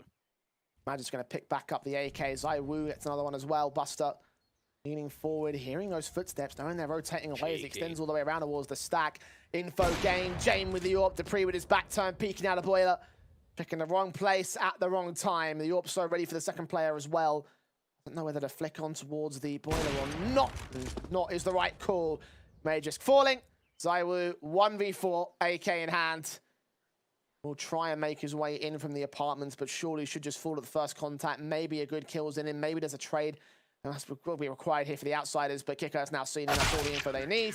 Quick swing, quick kill, quick round for the Outsiders. I think, Jay, typically we despise the double dipping and the continuous over faces, but in that sort of round, because there was almost a stall in the time and it wasn't straight away, it meant that Buster could reface towards that top of banana position and then just realize it's clear. That's the information and the communication being relayed over, that they're going to start leaning over to the A side, and look at the way that James able to deal with that accordingly. A third tactical used here by the Vitality side. Okay. 3 out of 4 used in one half. They really put in a lot of stock in this T side, expecting it to find all the success that it requires. Right now, the outsiders are the ones in control of the situation, of the momentum, of the half. 8-5 is best case scenario for Vitality. Is now 7 rounds on the board. And the outsiders have 2 AKs to try and contest against them. So round 14 could be a bit of a cakewalk, especially with the way that they're playing right now. And this is a very similar stance to Dust 2 in reverse. 4-1 lead into then a massive deficit, and could be panning out in the exact same facet. And Kick It just jiggle peeking, waiting for some further over aggression to come from the bedroom angle. And Jane with this AWP just keeps repositioning every single round. Yeah, his versatility has found its pressure here on this map up. Oh, that spray through from Masuta, though, finds pressure out to Boiler as he finds Kicker as the opening duel. AWP gonna try to look for the trade back, sees him at the crack angle, sees his teammate as well. Did he get spotted is the big question. The flashbang will make that a non-issue. He thinks he's fallen back to the balcony. Nades on flick, the 24 HP, and the AWP strikes back on one, drops into the second flip, bails him out, the quick scope shots, and the AK doubles up, but a 2 versus 2 situation favors Vitality on the HP alone. I have no idea how Flip was able to get 2 kills in pit. He got triple naded down to such low HP, and now Yakinda's coming in quickly. He's hearing these footsteps from Apex jumping down. Just also taking some damage there on the site itself. Yakinda leaning forward. Head scene. Spray comes up good for Yakinda. It's Apex in the clutch. 1v2, not impossible as he finds the angle and almost finds the second man. Tag on Buster to 30 points of health, but it is around for the outsiders. Again, I'm still shell-shocked that Flit is able to find as much impact as he did, because when you think about the situation, not only is he naded down, but his teammate that's supposed to be giving him cover of James is just getting hit by flash after flash. He can't see a thing. James able to find one connection with the AWP. Flit's able to find a couple of kills, and a couple of really important ones at that. And then obviously Yakinda, here's the jump down, here's the footstep that Apex makes jumping off the balcony, clears out the site, and with all that in mind, they relay the information over, they peek off one another's contact. 9 on the board, soon to be 10 perhaps.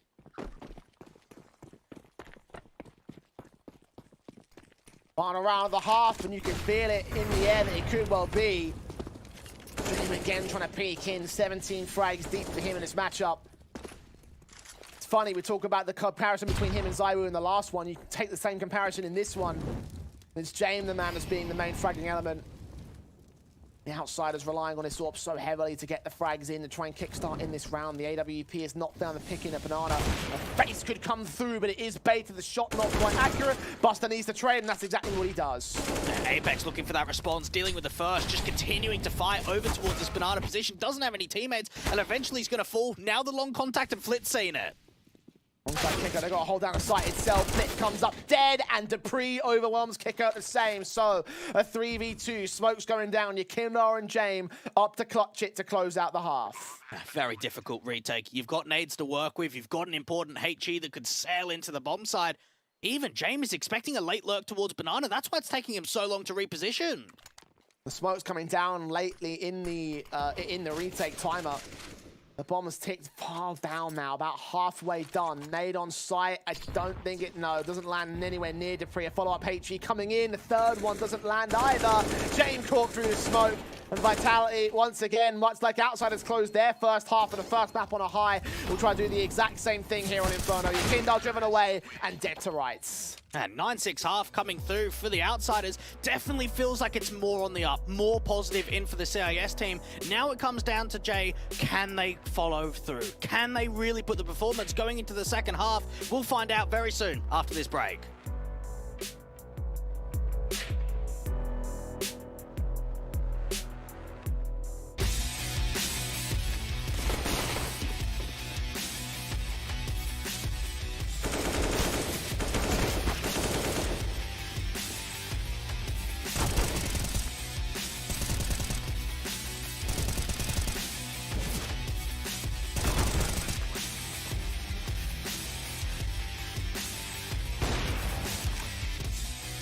The overall experience of Katowice for us as a team was really good, but also really bad in some way because we didn't go as far in the tournament as we wanted to. But at the same time, I think we learned a lot.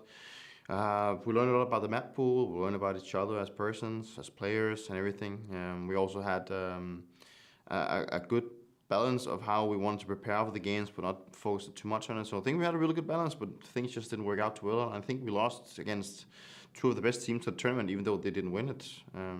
Heroic and Gambit are two teams that has been really hard to deal with the last couple of years, and they're also kind of unpredictable in so many ways, and they played some really good group stage.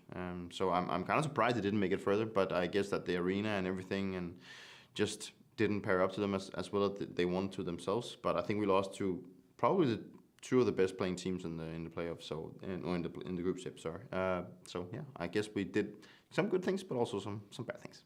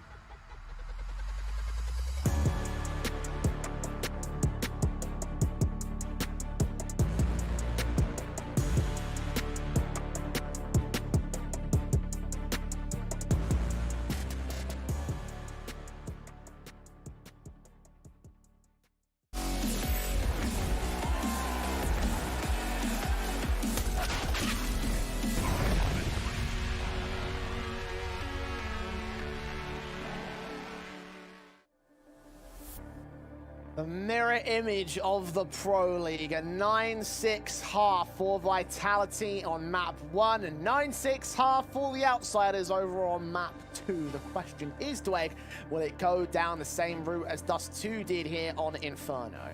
Even adding to that, 4-1s respectively for both of the starts on Dust 2 and on Inferno in reverse.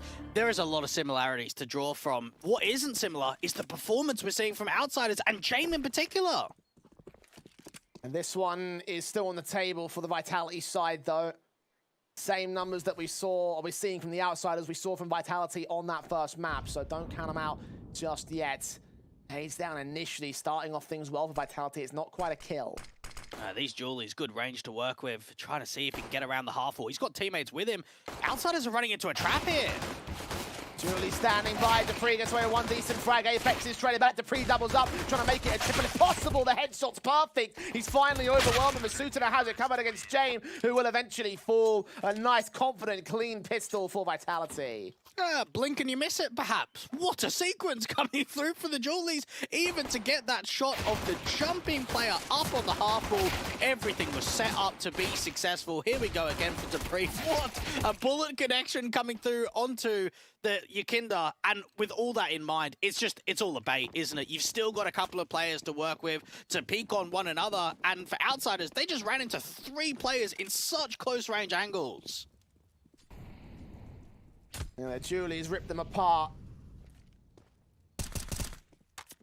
The M4s backed up by the SMGs coming out immediately for Vitality. Want to waste no time in dealing out the damage to the Outsiders who are on full eco, and the money could start flowing for the Cities right here, especially as they run into the stack of the crossfire of the SMGs. 4 on the trot for Apex and Masuta, 3 in a row for Masuta in particular. And Apex closing down the last will make it all 5 alive and all frags found on SMGs in that round. Well, if we get back into the conversation about similarities, 2 rounds in a row. Saw that again on Dust 2. So that was another case where we've seen how successful the Force Spies have been. Outsiders weren't able to get a bomb plan into the pistol. So you want to Glock it out, you want to put your emphasis down into the rifle round. And for Vitality, 1 round away from tying up the scoreline and getting zywoo onto the AWP into the opening rifle round. Yeah, he went for Liko in that last round to get the gun out for this one. Big green in hand, James not getting such a luxury at this moment in time. Of course, his team hampered by their own cash status. Smoke set in on the boiler. It's zywoo with the opening frag. Down a banana, kick up, falling. Flit finds Dupree out in the apartments. Magisk can strike on Buster in at brackets. He's the only player on this A site, though. Second man's already crossed back, and he does find Flit somehow in the interim. Meanwhile, Yakindar caught off over Archers, gets 1 kill and 2. Tries to get that third and reads Misuta well, but is unable to find the pick back. Now it's James standing alone in his own clutch situation. AK in hand, the bomb on his back. Both players in his vicinity. You'd have to imagine walking into Magis is going to be a tough one. It's a matter of timing to start getting the mind games forward, out from the long contact. He's not looking, but he's actually been able to catch a timing. Jisk. Is he going to check Speedway? His back's turned. He still thinks that he's going to be playing towards the A site. If James goes for the big wrap, the Misuta could get caught in the back. I think he's read it. AK looking at tree. And the headshot comes forward for the CT. Misuta with a double up and holds it together for the Vitality side. 9 apiece, and they complete the pistol and conversions. Yeah, what a call that is, because that slight window, we're talking less than 10 seconds of where there is a space opened up to even con that over of he might be in CT. So just pre-aim, just to have an idea in case that is the potential. And you just saw the way that Magis was playing alone on the bomb site after his teammate fell. He had a massive round of staying alive. And the Outsiders forced back to the upgrade pistols. A half buy-in for round 19. Vitality on to reclaim the lead, and then that will take Kicker down immediately. Kicking things off on the right foot for the Vitality camp. Damage being done to Yakindar as well. Yeah, fancy bringing back the phrasing of Sia, because that one there, not going to do much against that Aya. Nades sailing into your position towards logs. And for Outsiders, not gaining any of the banana control, now puts emphasis on making a play over to brackets. Swinging for Magix, catching Buster immediately, seeing Flit as well. 2 left standing now for Outsiders. Really be much left in it for them. James especially picked up Yakindar on 3 points of HP. Caught with a headshot, double up for Dupree. That's 4 in a row, 10 to the board. Vitality. CT side has gone well. The Outsiders guns back into this one. And we've seen a lot of tacticals in this map from Vitality. When do the Outsiders call one of their own to change the pace? We've got to hope soon, because keep in mind, second half of the first map and second half of the second map has been flawless. This is, in theory, 11 rounds in a row for Team Vitality once they've got into the second half. I mean, that should not be possible at all. One boost almost successful for zywoo. Going to charge ahead of that smoke, but James going to catch him, seeing him above it. Well placed, well played, good pick. Good start again. Vitality looking for their responsive. The flashbang in against Misuta. Dives out of the sandbags, not protected by a teammate. Kickout finds the right angle. Gets a 5 versus 3 in. Yeah, punishing an overpeak there from zywoo, working on the edge of the smoke. James reading that. Apex is just going to try and stay alive, get as much damage in as possible, and unfortunately, he is just getting so wiped by those flashes. Cannot see a thing. Vitality going into the next rifle round, really struggling, and this is just a full site take. They get a kill with one of the HEs, but it's not going to make a difference maker on the round. Still a sick HE though, just directive placement, all down to timing of when Yakindar is going to be in that position, and the kill comes in for Vitality. Like you said, not much of a difference in this round. It will be Outsiders going 10 apiece. The CTs finally get their first setback in this half. Is this the start of come? Again, Outsiders are battling with a very broken economy state. Should see it start to revive from here on, but they need a follow-up round to make sure it doesn't get reset. Coming into today, we saw that James was ranked second in the event for AWP kills per round. Obviously, it's been a much better performance from him as an overall pitcher here in the second than it was on Dust 2, but definitely on the T side, when he's got that AWP in play, we're expecting some further impact from the in-game leader and AWPer of the team. And this is ending out to be Outsiders ending that streak, not making any more rounds in a row go the way of Vitality in the second halves.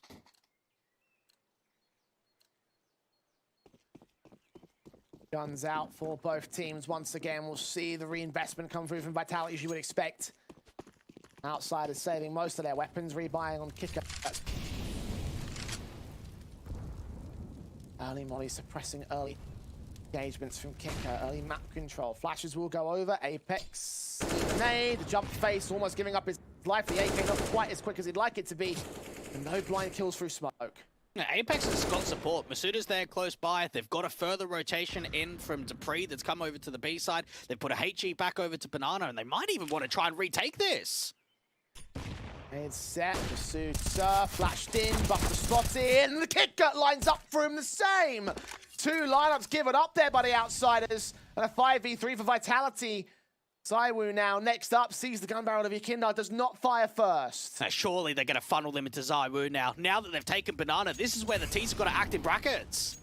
Ball out position, flash over to that short position.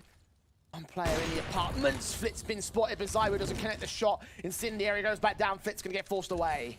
Now, Outsiders know the AWP's over to this A site. Magis just jiggle peeking. They may have seen him into the pit. Flashbang in from that man. We'll try peek ahead of it. Molotov will try driving back. Zywoo also caught up in a flashbang, but no one deals with him. Flit trades back. Magic, the rifler in a pit, dealt with. Jamie, the AWP does find a pit back. The pistol of Zywoo gets it to a 1v2. It's all on Flit. Out of the apartments. Backup is on the way, but backup is not required. Zywoo with a double. Vitality continue to fend off the Outsiders. And it started with an uncharacteristic approach of retaking map control at the B site. Typically, it's you get your Coffins player to get a flash over high, and you clear out the half wall. You clear out the sandbags once they've taken by the T's. Not taking Banana. That was very different, and it caught them completely off guard. Vitality have a flash that comes in deep from Apex towards that right-hand side, high over the car position, and then Masuda just swings out. They line up for a moment, and then for Outsiders, they're trying to fight from a 3v5 deficit. They do actually a pretty decent job of continuing to trade onto the bomb side, but they'd already lost that round from the take of Banana from the CT's perspective. Another setback for the Outsiders, a tactical pause taken from them. Discussions being intensely made, you can see there. Very different. It's funny, we take a look at the camera shots from the Vitality side and how good those guys look, how confident, how smiley, how relaxed they are, and the Outsiders, they're in hell right now.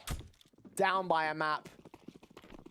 Down on the scoreline, and if they lose 2-0, that would lead to the end of their Pro League run here after such a great group stage as well.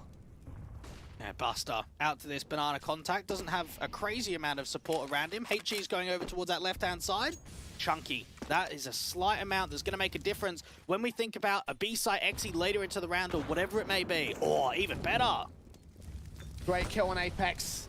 Starting things off on the right foot, Buster thinking of extending further, but he holds his nerve, holds his tongue, holds his excitement for now. The Vitality side will not get an open kill against the man. A third rotator coming in for Magis. So rotation back to the A site now would be fantastic for the Outsiders. Still on the Banana default though. Now, this might be the read for Vitality. They've got a player up towards the boost position. Jay with the NWP cannot connect onto the shot. Mapping in for the M4, Masuda. Head of the game, ahead of the stack, checking the cubby corner and kicker behind the broken wall. Zywoo sits at the quad wall, watching for the brackets. Enters Masuda at the corner against kicker. All important kills. The CTs are caught on the rotation. We'll just go ahead and rotate right back. Magis can catch a trade, so it'll be a 4v3. And now, what's going to happen with the rotators? Do you stay at A? Do you stay at B? Zywoo's going to get pressured in. There's a player out to the apartments too from Flair. doesn't try and act towards the responsive. He could have called that trade there, but opts against it. zywoo caught looking the wrong way. A second shot misses. He gets tagged up, but only by so much. dupreeh trying to bail him out, but zywoo can only last so long. 18 seconds. They've got to get the bomb down to the site, and dupreeh is repositioned all the way back in the box. Corner Buster checks it, still falls, as does Yekindar. And it will be a triple for dupreeh as well. A quadra in the round, and a 12th round of that for Vitality, building up their lead at last. Oh, mate, that is what we've come for. What a round out from dupreeh. The way that he's able to sneakily maneuver through that moto smoke into the bomb site, low on HP, 34. It doesn't even make a difference. He ends up with a triple and a massive round that gets Vitality up to 12. Heartbreak for Outsiders, because now think about the next round. The money's not even really there. Such a huge play from dupreeh. When your zywoo had fallen, you thought he was alone and dead to rights at that front, but a triple sequence. And Outsiders fed themselves to the man, had no idea that he could have repositioned to that backside. That's so important because the economy has been decimated now for the Outsiders camp. 3 AKs on a force buy back. Vitality win this, they probably get to 14. You feel for Buster and Kick It in that round. They found so much impact with those kills towards top of Banana, and it didn't make a difference. And now the AWP actually gets caught off guard by a wide swing. For Apex, struggling, running and gunning, dealt with by Yekindar. Magic can at least get a trade back, needs to focus on James, who turns up with a Tech 9, and just like that, the Outsiders has stunned us as much as Vitality did. An all-important steal that brings us back within one. Double up setup's not working out at all. You saw the AWP out for dupreeh, looking down on that left-hand side, the stairs entrance to the apartment, and just Yekindar getting that dome, that opening advantage. And from that point onwards, just the run into the side. James able to pick up a frag. Yekindar doubles up. And with that in mind, Vitality just get overwhelmed by a steal round like you mentioned. The thing that James was caught off as well, he should have been dead there on long. But that Tech 9 making the most impactful kill of the round, essentially. What a round that is for the Outsiders. 11-12 now. Vitality still hold the lead. The CIS squad are creeping up upon them. It's so tangible now, this opportunity for Outsiders to gain control, this chance to regain the lead here. It's the first time in the second half outside of the initial feud that they had. Buyback for Vitality will be seen. They will be forcing it. Apex will be caught awkward, but the main gun should come out. There's hope, because realistically, if Outsiders lost that last round, that's probably the series wrapped up and we're done from. Now they've given themselves chances and opportunities to work with, that they haven't broken their own economy, that they've led from the front foot now from the previous. Kick It, making room up towards the top of Banana. This time around, they've gone for the boost again. It hasn't been seen by Outsiders just yet. Haven't had a need to really counteract that phase just yet. The AK for Kicker, seen Apex. Flash turned away from Cannonades back. Ooh, just chunk away at his damage, down to 70 points of HP. Follow-up HE is going to force him back. He evades that damage, and all of his teammates vacate Banana entirely. Yeah, it could be the indication, though, that there's not as many players over at B as possible, that the nades just were dropped out to that city spawn position. They have no idea that there's 3 on B right now. Starting to get some presence going into the apartments take. Flit just on the other side, busted 2 in brackets. Where's that bomb going through? With the pack by the looks of it. Leave that late lurker Kicker to try and cut off rotations or pull some attention back to that B site. The main onus is on this brackets take, or is it? It's all a ruse. They want to play towards the B play, and they're still sticking with 3 here, Vitality. Yeah, got the headshot angle too from that second Oranges. Very good stack play in for Vitality. Who's going to check the boost? Smoke up the suppressed. Smokes go back down to the T side. Incendiaries on site, but there's a big gap there for the CTs to rest in. Apex turning away from dupreeh, playing against him. He's going to get caught by Kick Up regardless. Masuta on site, gets one. SMG of Apex lines up 2 and gets them both. Flit needs to trade it, but it's a triple from the FP9. The P2K's pulled out as well. James needs to tap him back. AWP finally lands his kill and should secure the plant in time, but there's 2 CTs on the way, and surely they just charge round the corner, tap his head off his shoulders, and bring in another round for Vitality. Oh, they needed someone to step up. big time in that round, because for Vitality, the boosted up player is actually watching the wrap. The long extension in from City Spawn that isn't coming through. Instead, it's a full-on attack and an offensive out from that banana line. Masuta gets dealt with. Apex ends up with 3, and the rotations from the A players are so quickly that the bomb can't even get planted. 13 on the board for Vitality. Poor boy. What a play from Apex. Outsiders couldn't have expected that first position. And now James gets the first frag. Magic's picked up. Zywoo looking for the trade, desperately so. Outsiders might have to bait him. Foot seen, a kill's found. Yakindar gives it back up. Smallest of margins again. We've seen those sort of shots from Zywoo out in the first map. And James flashing forward, wanting to keep the long contact. Dupree's out into the cubby. If he gets mollied, he might get forced out into the open. Not going to come down just yet. Suter could give up the peek instead. No flashed around this corner. If he peeks, it's dry. But instead with Dupree's position alongside Zywoo, that AWP leaning in. Gonna catch the info, does not see the gun barrel. A few pixels off from catching it. But starts to lean in and gives up the ghost. The trade is there for Flit at least. Yeah, they've opened up the short side completely now. Nothing out from the balcony or from that short position. It's both 2 CTs out to long. Oh, Dupree with the blind sprays though. Now Buster's got to get them both. Transfer back and forth. Doesn't even get the first frag. And the bomb's been dropped. The Outsiders, it's all coming unraveled now. As Flit needs to clutch it all here. Will re-smoke ahead of the current smoke put down. Grab that bomb. Try commit it to the A site. And they have got 2 players on side that are extremely low. Masuta caught. Dupree seen as well. Flit's got to win this fight. Oh, but that spray's too far wide.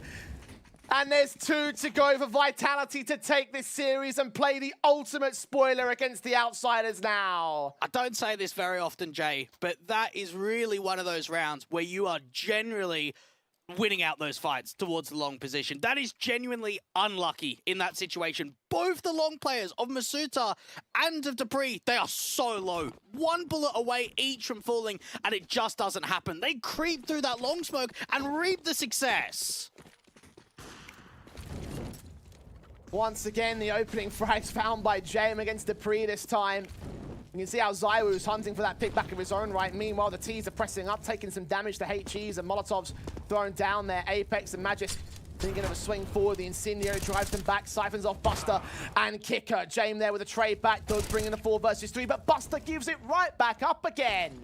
Yeah, James been a miracle worker these last couple of rounds. Winning out opening AWP duels through mid, finding responses with the trades. Really stepping up these last handful of rounds, but it's not quite leaning to a massive amount. And now for Vitality, they can just play the split. 1 down over to the B side, Masuda without any nades. And Zywoo and Apex playing defensive on A. Passive from the Outsiders for now. Backed up all the way top mid, top of banana. You'll see James looking up at those barrels at the stack position, hoping there's a CT that gives up the ghost. Very little info to play from. Maybe Flit might find something on the A site. But B's the best commit, and Outsiders will make that call. Now, Apex is getting very close to clearing the majority of this bracket's play. The only thing he's going to see, if anything, is Flit on the lurk. Turn at the right moment, he's caught looking the wrong way. Apex now has the info. The other 2 players are the Outsiders. They've got to act now. Smoke down at the cross. Molotov ahead at the construction entrance. Yakindar not checking the first boost. Masuta drops him. James with the AWP gets that frag. Now needs to hold on to 2 more. We'll stick the bomb plant in. Apex going for the blind shot attempts, but not quite on position. And now James, flash turned away from looking to the edge of the smoke. Now getting back behind the new boxes. You can see them. Apex on site to tap that bomb if possible. They hear the footsteps around the corner. Shot does not connect as the smoke goes up in time, but James gets his double up. His quadra in this round. The miracle worker needs the ultimate of miracles now. Zywoo's on the bomb. Zywoo's on the bomb, and James can't get there in time. What do you do when miracles are not enough? You lose out match point to Vitality now. Oh my goodness, he was on for the ace at that point, Jay. 4 kills, what a massive round that was for James. And Zywoo just gets onto the bomb. You try to spam through the smoke, you try to get those Glock shots to connect, and they just don't quite come through successfully. 15 on the board now for Vitality, 1 more to go. The Outsiders looking down the barrel of disappointment. After such a great resurgence in this second map, they've got to go 4 on the trot. And I'm so shocked they haven't taken a tactical pause in this one to dig deep on all players. It's a requirement to get this back, and Apex says, not today, kicker. It's a frag for me. Oh, that's just feels like the sacrifice has been made up to the top of Banana already. And Zywoo, can he filter them into this long position again? He's going to get smoked off. Shots ringing out for the AWPer of James. At least Zywoo's been tagged to 44, but James to 51, so it's not that much better on the T-side line. Now we quickly back into Banana. There's two to hold off, Apex and Masuta. Apex is extremely low. That could be a positive. Much faster execution. Flash is going over Apex. Counter utility trying to get set up. Yakindar catches a frag. That's all important. And Apex will rush forward of it. Will he get caught? Buster's blind, but he gets his frag. Hey, rather than just playing at 4-on-4 retake, Apex makes the aggressive play, and now you probably just save onto your weapons. The money in the reserve's not quite there. The A players aren't on rotation, so outsiders are just going to claim it with a B site commit, and perhaps that's why the play comes through, because they know with the limited utility set and the money like it is, we're not going to retake 4-on-4. So instead, Apex, if he makes the play and comes out successfully with 1 or 2 kills, then they decide to go for it. If not, you hold on to your weapons. 12 to the board, the outsiders clawing on to their last string of life. Only just thinking of facing out to the A side. That'll be a bad idea. Their own economy isn't in a great state, but they're hunting for more picks against the side. Yakindar will fall towards it, so they will lose that one player. Still 3 alive for the T-side line. Bit more to work with. And again, that survival, that lifeline round. Yeah, Kenda up on screen. What an important kill that was onto Masuda. He was the one that was boosted up on Nubox from Apex, and winning out that first fight set that whole round up to be the clean exi over to B. Okay, 3 more to go to overtime. And where the buy sits right now, Vitality don't have many options to work with. Kind of need to buy it down. Try and convert here. If not, eco in the next and then buy in round 30. You're only giving yourself 2 good chances. Well, they forced it here. They're going to commit to this buyout. They're going to commit to this round. And this will be the way in for the outsiders. If they can gain this one. Reset against the Vitality side. Go to 13. Eco to 14. Round 30. Overtime potential right there and then. Round 28. The ultimate miracle that could be given out to the outsiders' side. The AWP of Jane will watch out towards mid. The nade set. The Molotovs are standing. It's Buster that takes point in Banana. A pistol and a FAMAS to face him, but they fall out of dodge. And when you're so light on util, you want absolutely everything out of your HEs. And right there, 2 HEs down to the bottom of Banana don't suffice anything. Apex, the FAMAS. Holding point with Masuta. Set the smoke. Zywoo and Magis with a crossfire. Over in the apartments if they want to go for that rotation. They set. Minimal damage done to Vitality early. Masuta still wants his chances. Crack at a decent shot. Kicker. Blind spray on Apex. It's fire back from him. And nothing connects. You really, if you can, want to filter the T's into A, because that's where the M4 and the AWP is. Yes, it's a stack over a B, but it's with weakened utility, so you want to try and force them back over to A if you can. Blitz blind sprays, hoping someone's top a quad. Nobody is, though. Indar starts to move forward. It's Zywoo set towards short. Magisk right behind him.